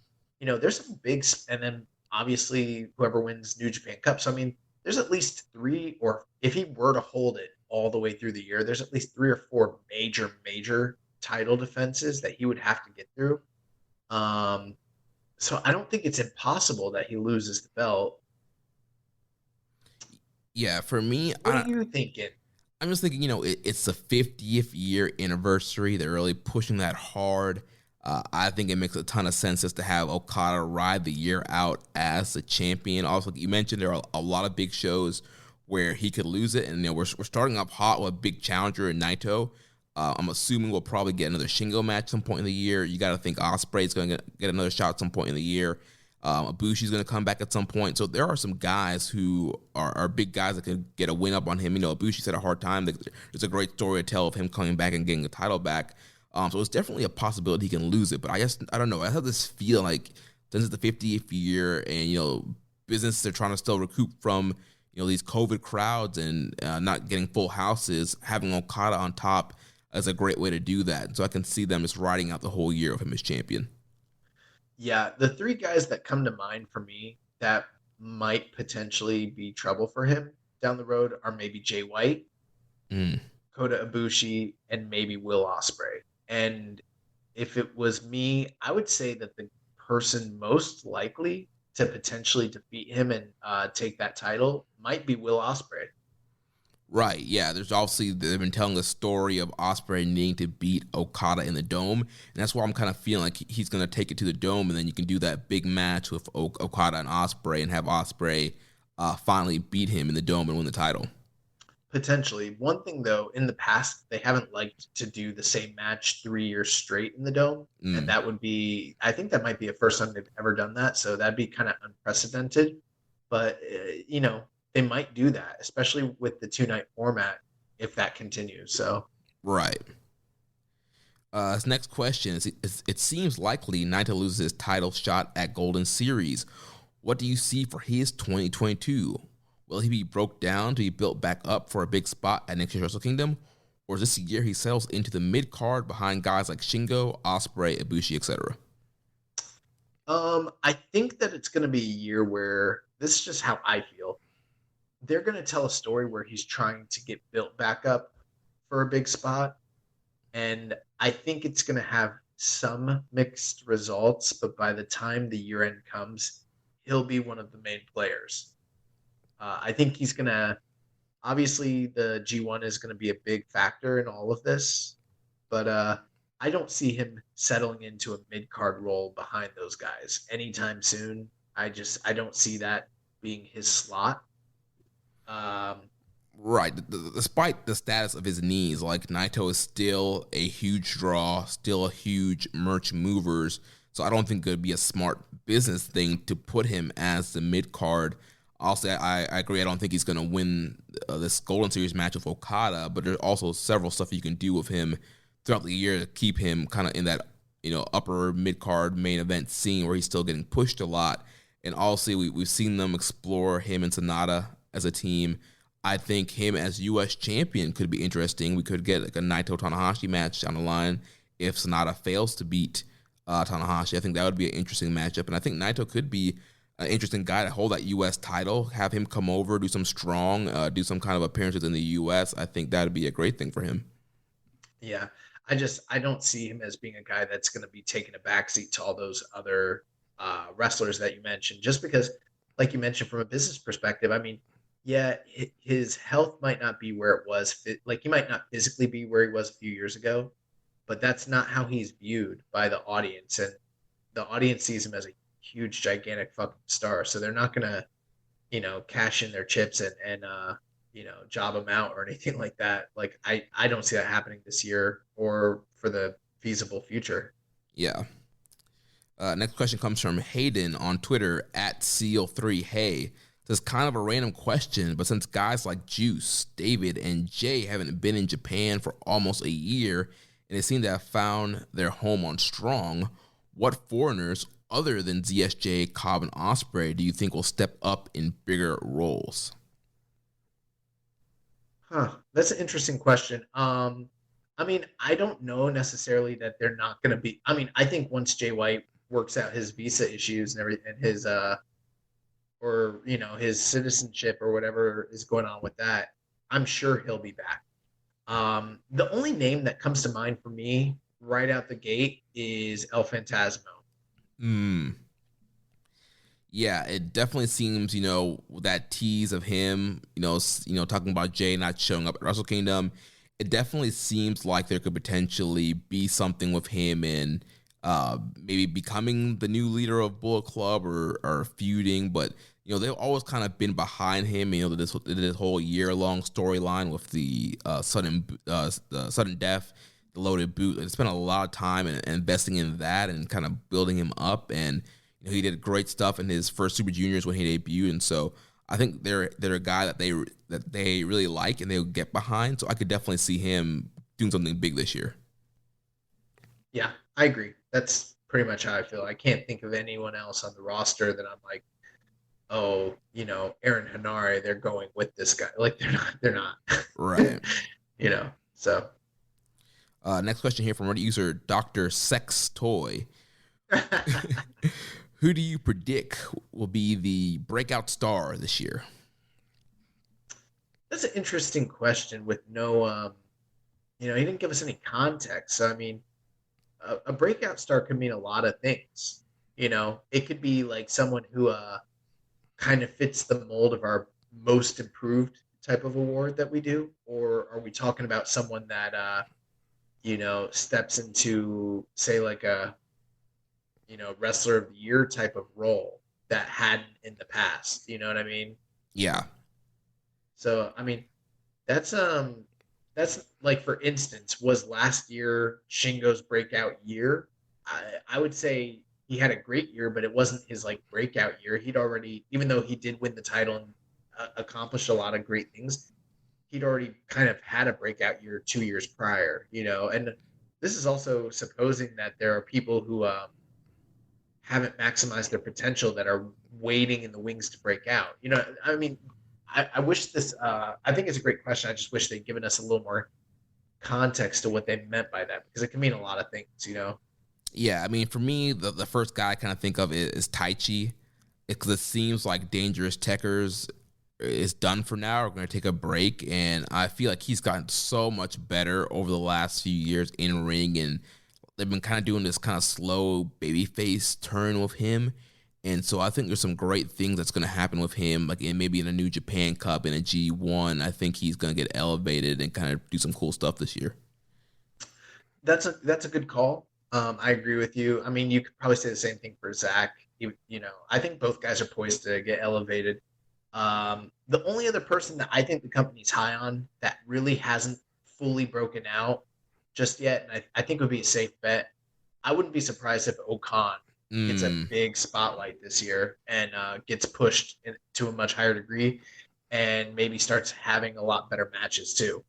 Yeah, and it seems like they are kind of doing something because, he's facing the Young Lions so far in this Golden Series tour, so that they're racking up some wins for him, and maybe they're building him up for maybe to be a favorite during the New Japan Cup or something coming up. So next question here from our user Raising Falcons is on the February 17th show. It'll be Chaos versus LIJ 5-on-5. I would expect for LIJ to win as they're clearly the top faction when it comes to faction battles. If Chaos does manage to beat LIJ, will this be a slap to the face of Congo from Noah as they lost to LIJ? After LIJ beating Congo, it just feels like LIJ has to win this match now, or Congo by proxy will look like chumps. I mean, I don't know. I don't think personally that New Japan is taking into consideration the, match math of Congo and how Congo, their loss weighs into the overall booking of New Japan and, the faction warfare between Chaos and LIJ. Like, I don't think it matters. I don't think most New Japan or Noah fans are really thinking about this. I think it's one of those kind of cool, kind of interesting things to sort of think about. But, I mean, I've already forgotten about Congo at this point. Like that's over in that green company. Like, it has nothing to do with New Japan at this point. Like, I think what made them look like chumps was the way they, got the short end of the stick when it came to all the negotiations for, who went over, who didn't go over, and all the politics of that. That's what made Noah as a whole look like chumps, not this one individual match.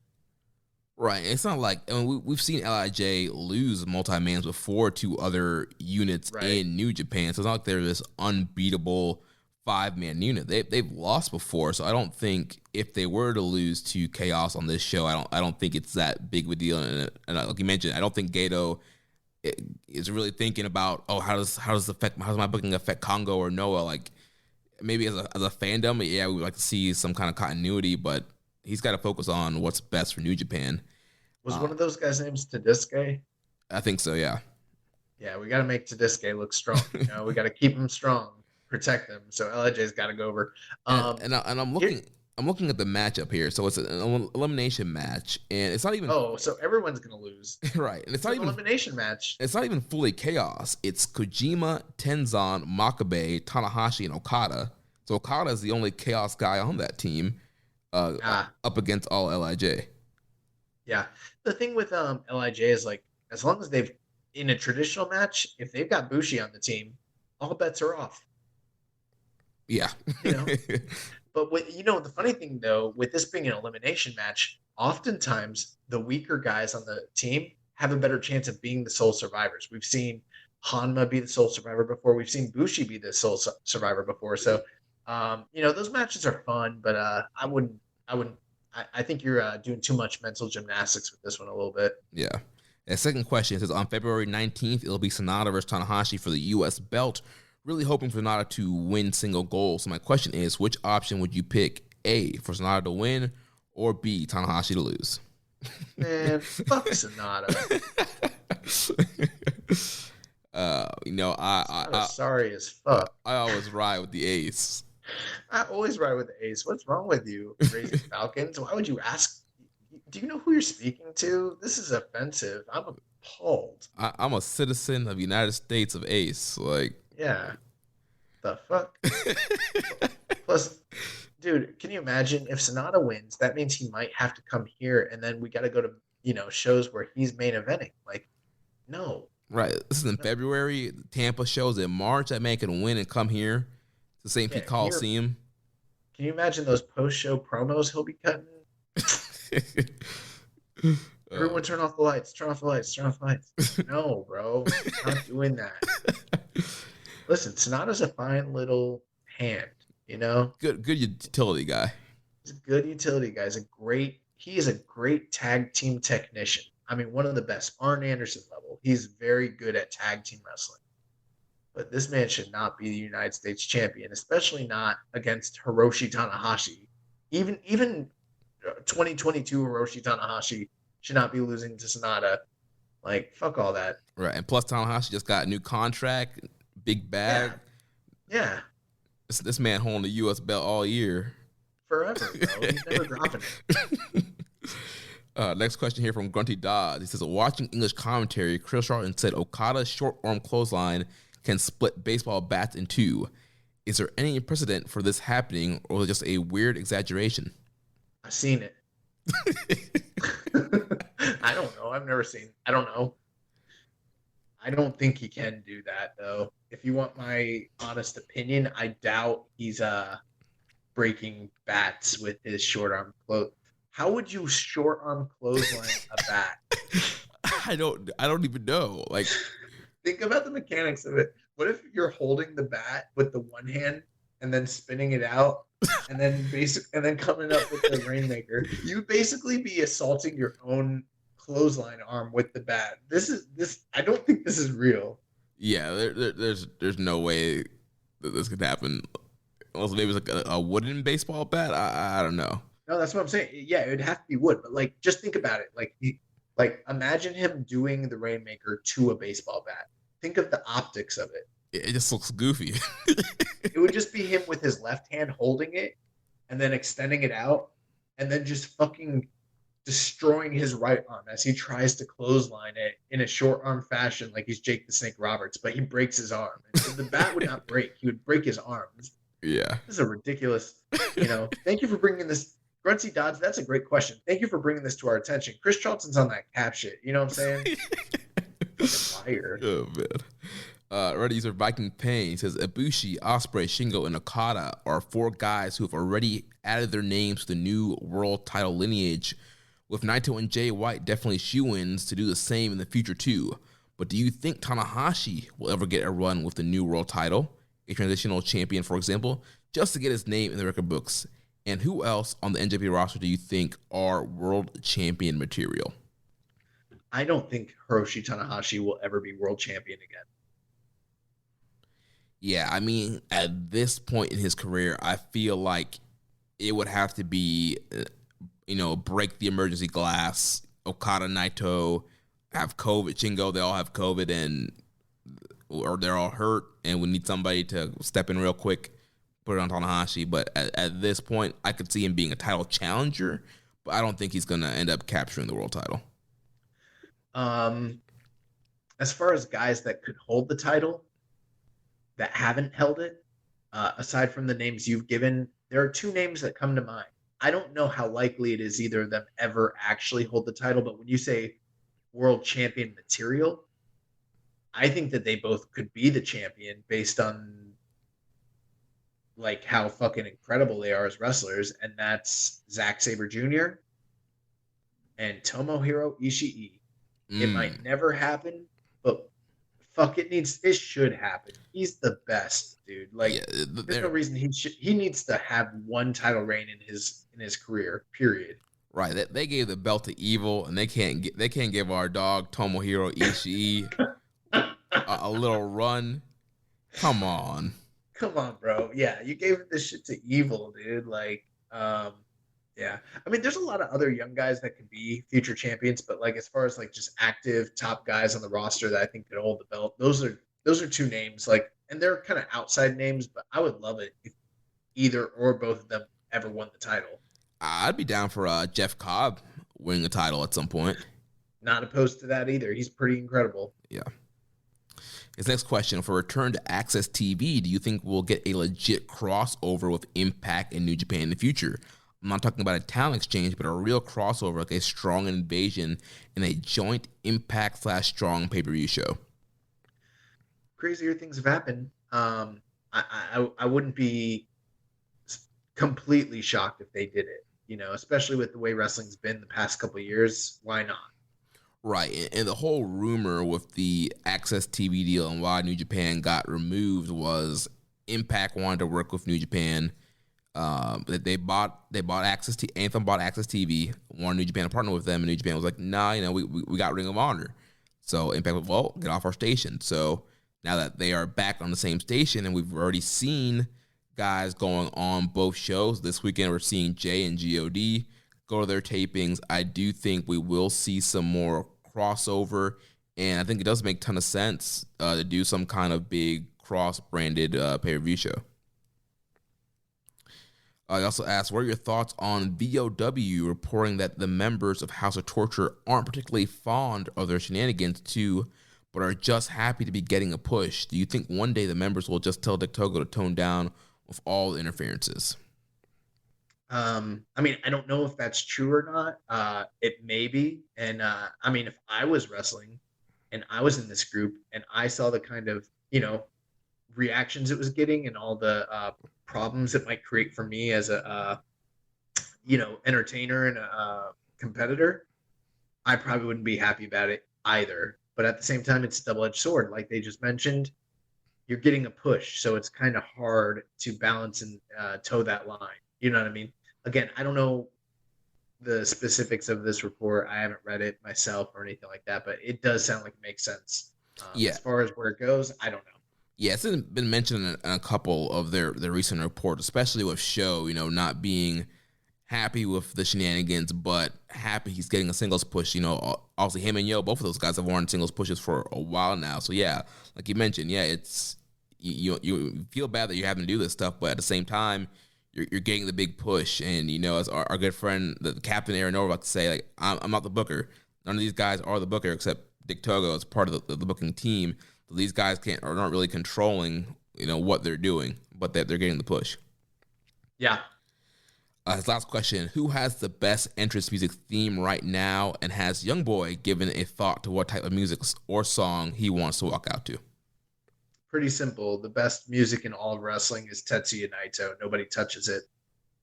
Yeah, I mean, Naito's song is a banger. It's the fucking best.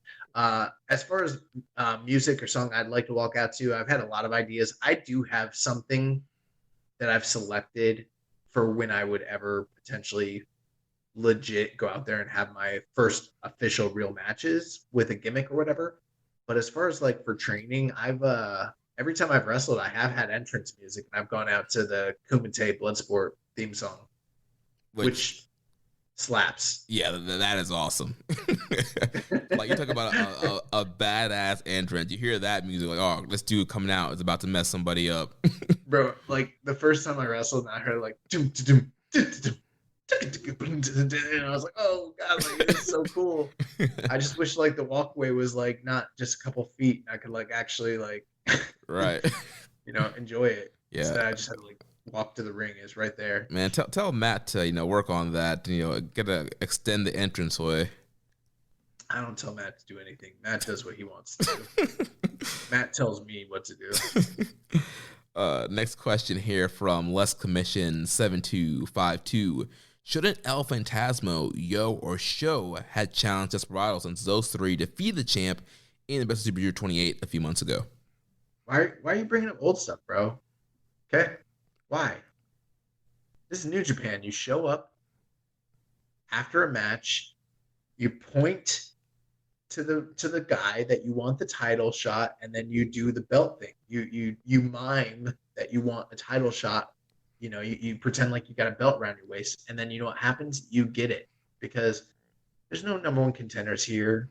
Okay, there's no rankings. There's no ranking system. All right, it's nothing like that. Okay, this is all New Japan runs entirely on dibs. I don't know if you know this. Okay, they respect the art of dibs, and if you're the first guy to get out there and say you want first up, you get first up. That's it. That's how it works. Right, and since we didn't really see, Waddle didn't come out and point to the belt. Also, he tapped out Desperado, but I'm sure with that submission victory, he ran back to the IWGP committee and said, look at the footage. I tapped this man out. Give me my shot. That's the other thing, too, is like, who was the last guy to beat him? Okay? It wasn't ELP. Wasn't, again, dibs. The last one who called it, he's the first one. It makes sense to me. Yeah. You know, never forget all that Super Juniors. No one was even watching that. Okay. You think anyone was watching the Best of the Super Juniors / World Tag League 2021? Nobody saw those shows. Okay. What we did see was the dark match of Wrestle Kingdom Night 2. Okay. Okay. The whole world saw Wato tap that man out. Yeah, the whole fucking world. How embarrassing. You show up in the semi-main event night 1, you know, wearing the all-white joint, beat this man Hiromu clean, and then you get beat by way to the Grandmaster Master Wato the next night in the dark match opener. God, what a fucking, my God. His next question: will Tanahashi hold the U.S. belt until we get the special singles match between him and Moxley? And if we do get that match, do you guys prefer the match on AEW or New Japan? Yeah, I think that would make a lot of sense. If I was New Japan and I was AEW, I might do that, you know? Mm-hmm. But I mean, we don't really know. Obviously, Mox is coming back tomorrow. He's going to be working GCW this weekend. I think we got some questions about that, but you know, I don't know what the plans are with him in New Japan, but that's a big match that they wanted to do. They haven't had a chance to do it. I would not flip that title until I was able to do that match, considering the history that Mox has with that belt. As far as where it happens, I really don't care, to be honest with you. I think me personally, I think Mox is just better in New Japan. I think he has better matches. I don't know what it is, whether it's like something about the vibe of New Japan he really like buys into and really fucking gets into it. Right. He just comes off as more of a badass to me in New Japan.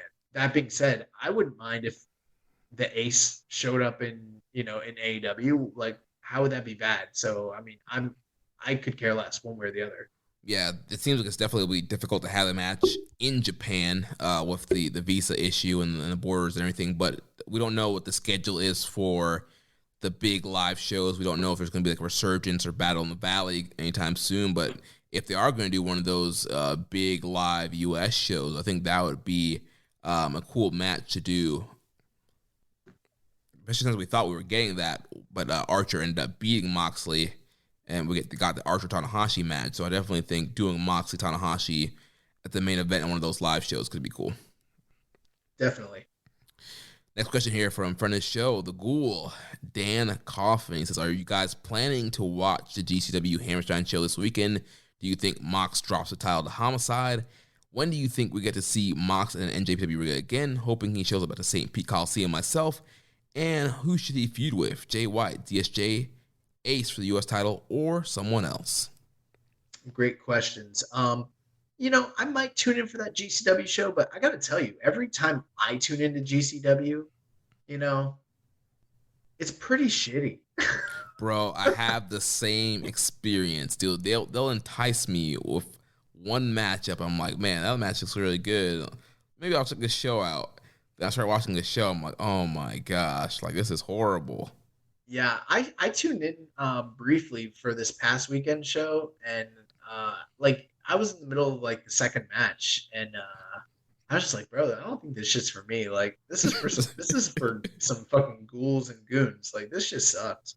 So, but will I tune in to see GCW peak? Because let's be clear, I think that the Hammerstein Ballroom is the peak of their existence. This is basically the same thing. Remember when Progress ran Wembley? Yeah. That's this same shit all over again, I think. So, congrats to them. That's cool. This show might be good. I don't know what's on the show except for Homicide and Mox. So, I might tune in for that match. That sounds cool, but I'm not a big GCW guy. As far as like Mox getting in the ring, I don't know. I do hope he shows up in Tampa. That would be cool. I think he's probably gonna feud with Tanahashi at some point, but in the meantime, I mean, who knows? Maybe we can see him in Filthy. Maybe we can see him in Brody. I don't know. I who knows? Yeah, there's history there of him and Jay White that could be revisited. Yep. They were setting up the Zack Sabre feud before the pandemic hit So somehow, That's true too. maybe Zach can come over and do a match with him here in the States. There's several options here for him. They should just have him like slaughter the LA dojo. Yeah, just run through all those guys. Run through him just because. Yeah. And then he fights Shibata. I mean, yeah, it could happen now that Shibata is wrestling again. Wrestling, quote unquote. But I do think Mox will probably drop the title to Homicide. Maybe I don't see him. I don't know what's the benefit of him holding on to the GCW title that much longer. So I guess we'll see. They should bring Mox to New Japan, but then have him only wrestle AEW guys. So like him and Jericho, him and Archer. That way, TK can control the booking a little bit. Yeah. Next set of questions here from Reddit user the_dark_soldier. It says, young boy, you have a problem with Yo, and it needs to be resolved. I vote for next year's Wrestle Kingdom, Jeremy Donovan and the young boy Josh versus Yo and Karen with Chris Samsa and friend of the show Rocky Romero on commentary. I don't have a problem with Show or with Yo. You know, Show beat that ass in the dome. So, I mean, you know, I don't really have a problem with it. You know, he's a loser. He lost on the big stage. He lost the feud with his, you know, tag team partner. I mean, you know, he's Marty Jannetty. I mean, I don't understand. Yeah, and I mean, I would have no problem, you know, teaming up with you to take on Yo. But, you know, I don't think I could, you know, rightfully lay hands on Karen. I don't think that'd be right. Yeah, I don't believe in intergender. But if Yo wants to get stretched, give me your arm. His next question, he says, would House of Torture get over by having Evil and Dick Togo as an official tag team with the name being Evil Dick? What say you? Yeah, bro, wrong show.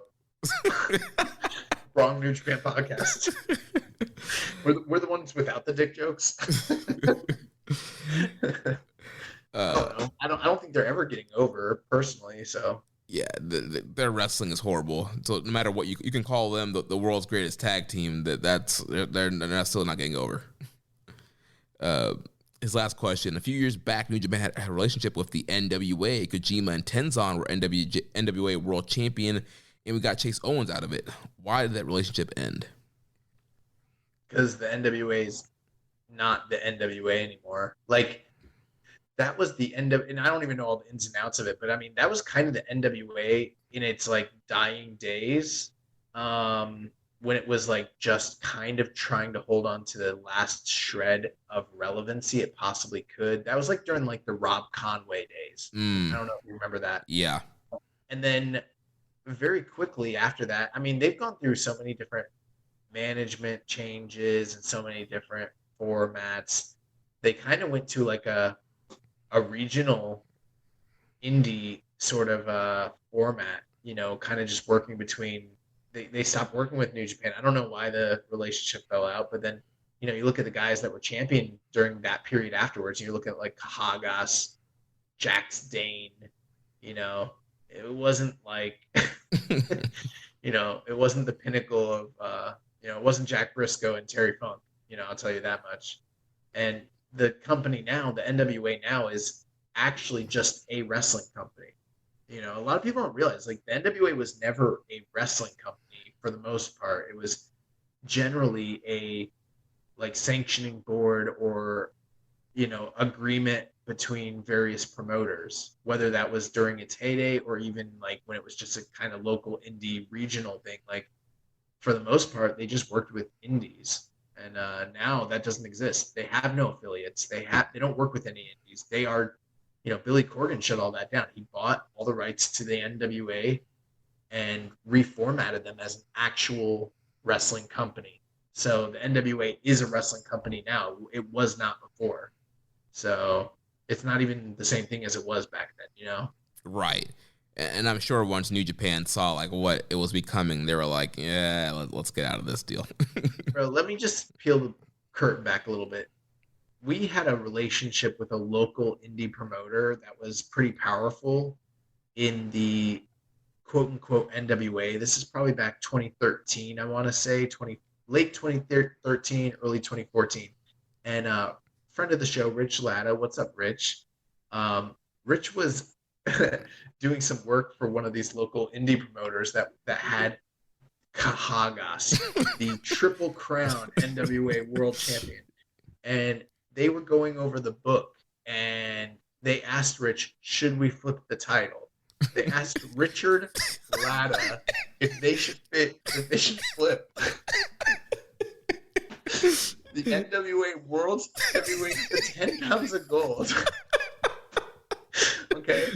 If you're wondering why the relationship, didn't continue between New Japan and the NWA, just maybe that's your answer. Rich Latta had some sort of say on one evening as to whether or not they should flip the title off Kahagas, the Tokyo Monster. Man, Social Suplex, we almost had control of the NWA. Yeah, Rich was ahead. Next question here from Reddit user Pussy Destroyer. Now that Suzuki has the KOPW, I have a little bit of faith that it can become something different and entertaining. But if Yano wins that trophy once again, I'll only have myself to blame for thinking this stupid trophy gimmick would amount to anything. So I guess really it's more of a comment there than a question. Good insight. Great insight, Pussy Destroyer. We appreciate that, this is a platform for your thoughts and your opinions. No, I'm just playing. Yeah, I pretty much agree with him, though. Yeah.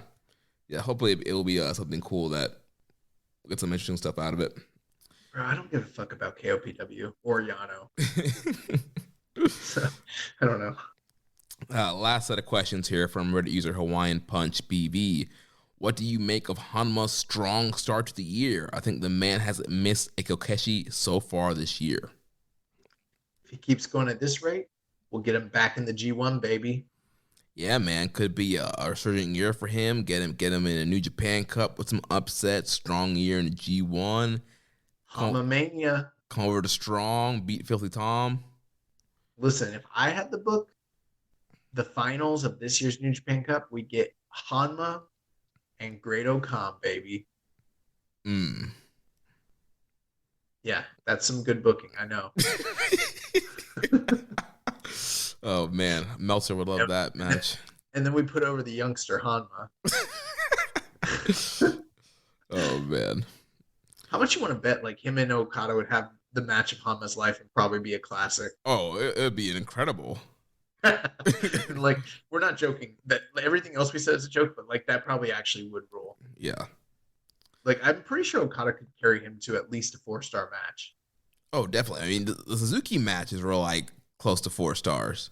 Bro, in his prime, Hanma was having, like, not even his prime, at the tail end of his prime before the injury, Hanma was having bangers in this company, Right.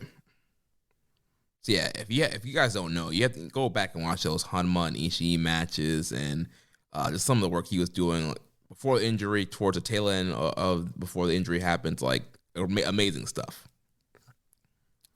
All right, so some fight questions here. His thoughts on the big main event of Francis Ngannou versus Cyril Gane this weekend. I haven't been this excited for a heavyweight title fight since Kane versus GSD 1. What do you think of the beef between Ngannou and his old trainer, Fernand Lopez? How lucky is Lopez and his relatively smaller gym was able to find 2 game changers in heavyweight MMA?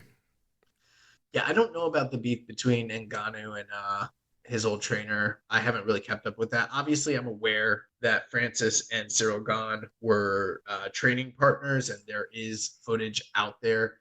And it does show Cyril Gane piecing up Francis Ngannou, which is kind of surprising, but also not at the same time. If you've seen Cyril Gane fight and you know how much of a complete striker and fighter he is, it's not that surprising. Although, again, training's not the same thing as fighting. And the Francis Ngannou that fought against Stipe in his last fight is unlike any version of Francis that we've ever seen before. You got 2 of the scariest strikers in the game, and it's going to be really, really, really interesting to see how this all plays out. I really don't know what to expect. I think it's anyone's game. I think Cyril Gane is obviously, again, the more complete fighter, and he's better in almost all facets of MMA. But Francis Ngannou still has that secret, scary intangible quality that makes guys like Mike Tyson or Mirko Cro Cop just like fucking terrifying, And you saw the last fight, Stipe couldn't wrestle him. Stipe couldn't move him. He was too patient. He didn't gas out. And who knows? If he lays hands on Cyril Gane, it doesn't matter how good of a fighter Cyril Gane is, he's gonna go to sleep. So this one's anyone's fight. I do think it's very exciting. The problem, though, they've done a terrible job promoting this. I don't think they're going to do that big of a buy rate, and they should, considering who's fighting and everything. I mean, there's been very little fanfare. I looked at the Google Trends history, and I mean, it was pretty low, man. So I'm going to watch the fight. I'm very, very excited for it. There's a really compelling story, and it's going to be crazy. Someone's going to sleep most likely. But I think I'm going with Ngannou, to be honest with you. I think obviously Cyril Gane makes more sense, but like until someone beats this man Ngannou, like really just takes it from him and fucks him up, like I have no reason to believe that anyone can do it. Like he's scary. Right. Like you mentioned, like he's way more patient than he was when he was first going. And I do feel like he has improved in the other areas, his groundwork and his wrestling. Like he's not just all strikes. Is his wrestling and ground stuff the best? No, but I feel like he's become more competent in those areas and can get out of bad situations. But also, all of that's true, but Cyril Gane's scary too. They're both scary, man. Yeah. Yeah. That one's gonna be a firefight. Whoever gets there first, probably. I don't know. Yeah. And also, he says, thoughts on the third fight of Brandon Moreno versus Davidson Figueiredo. The last three opponents for both fighters will be each other. Do you think the UFC is going straight to immediate rematches a little too often? For example, even though I thought Zhang and Max Holloway shouldn't have won their rematches against Rose and Volkanovski, I didn't like they got immediate rematches when they clearly lost their fights.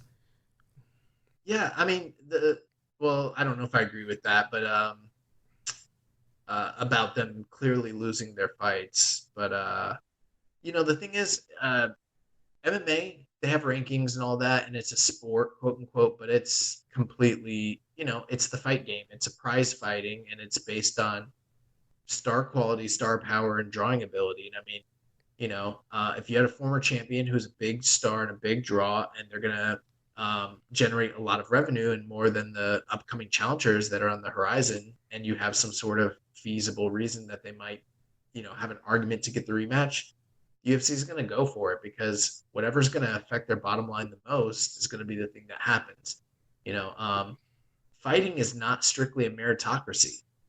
There is a lot of favoritism when it comes to personality, star power, and appeal and drawing ability. And that's the fact of the matter. So I am excited for Brandon Moreno and Figueiredo.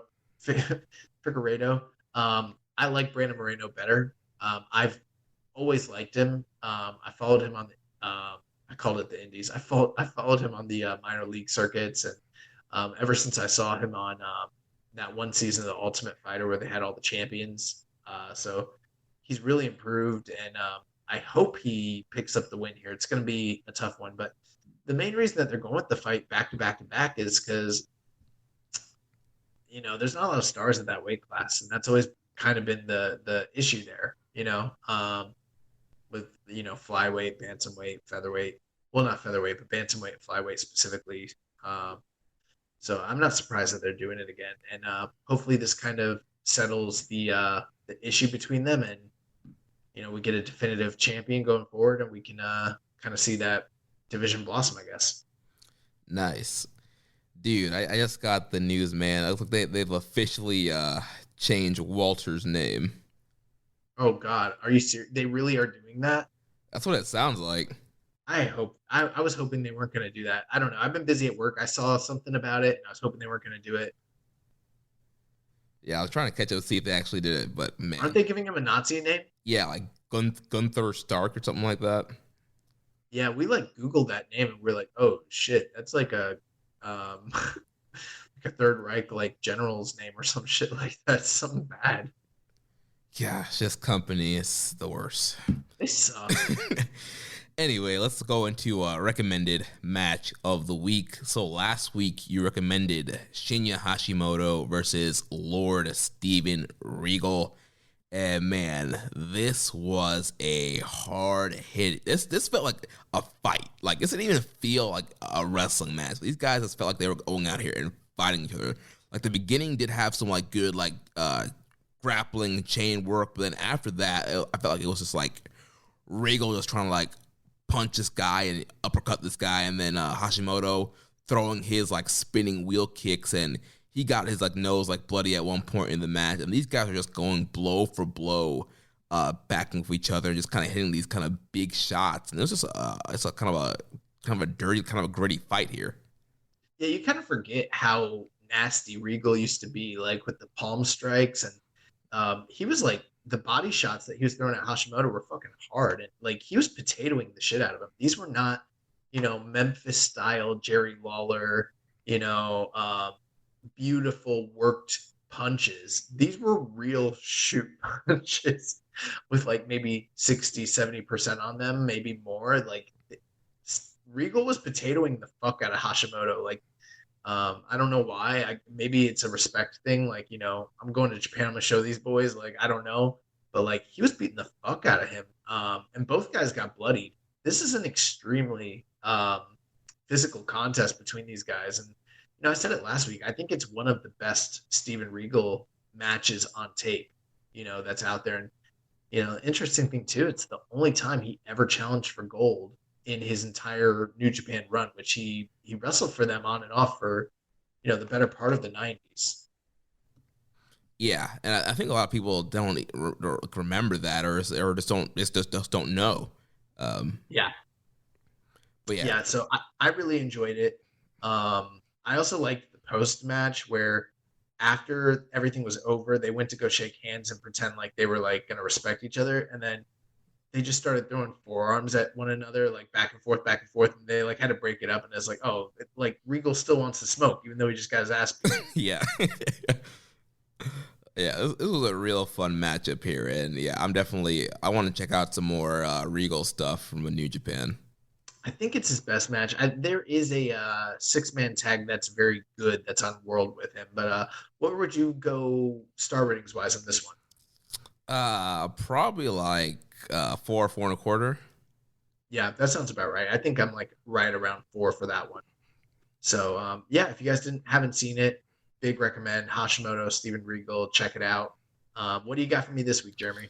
So this week, we're getting ready to kick off the Golden Series tour. So I figured we should rewind the clock, check some stuff out from some of the original Golden Series tours. So we're going to go back to 1988. In the very first top of the Super Junior tournament, we're going to watch Hiroshi Hase versus Owen Hart.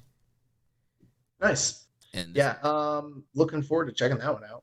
Yeah, this match is up on NJPW World. There's a lot of Golden Series stuff on NJPW World. If you type in Golden Series, all the matches will come up. So might recommend some more in the coming weeks, but definitely these are two interesting names here. I thought it'd be good to check out. Awesome. Well, I look forward to checking that out, and I will give you guys my review when we return next week. Well, that's going to wrap things up for us here this week. Next week, we'll be back to review the first 2 nights of the New Year's Golden Series Tour. If you enjoyed today's show, please consider making a donation by visiting socialsuplex.com/donate and click on the donate button under the Keeping It Strong Style logo. Make sure you connect with us on social media. On Twitter, the show is at KI Strong Style. The network is at Social Suplex. You can follow me at Jeremy L. Donovan. On Facebook, we're facebook.com/Social Suplex. On Instagram, we are at Social Suplex. You can email me, Jeremy at socialsuplex.com. On Reddit, I'm the Pro Black Guy, just as Keeping It Strong Style. Check out all the other shows here on the Social Suplex Podcast Network. One Nation Radio, hosted by Rich Latta and James Boy. Grave Consequences, hosted by Caleb and Maserati. All Things Elite, hosted by Floyd and Austin, and the AEW Match Guide podcast, hosted by Sir Sam. Don't forget to subscribe and leave a rating and review, and we will catch you next week on Keeping It Strong Style, the ace of podcasts. Ichiban. Thank you for listening to Keepin' It Strong Style. We'll see you next time.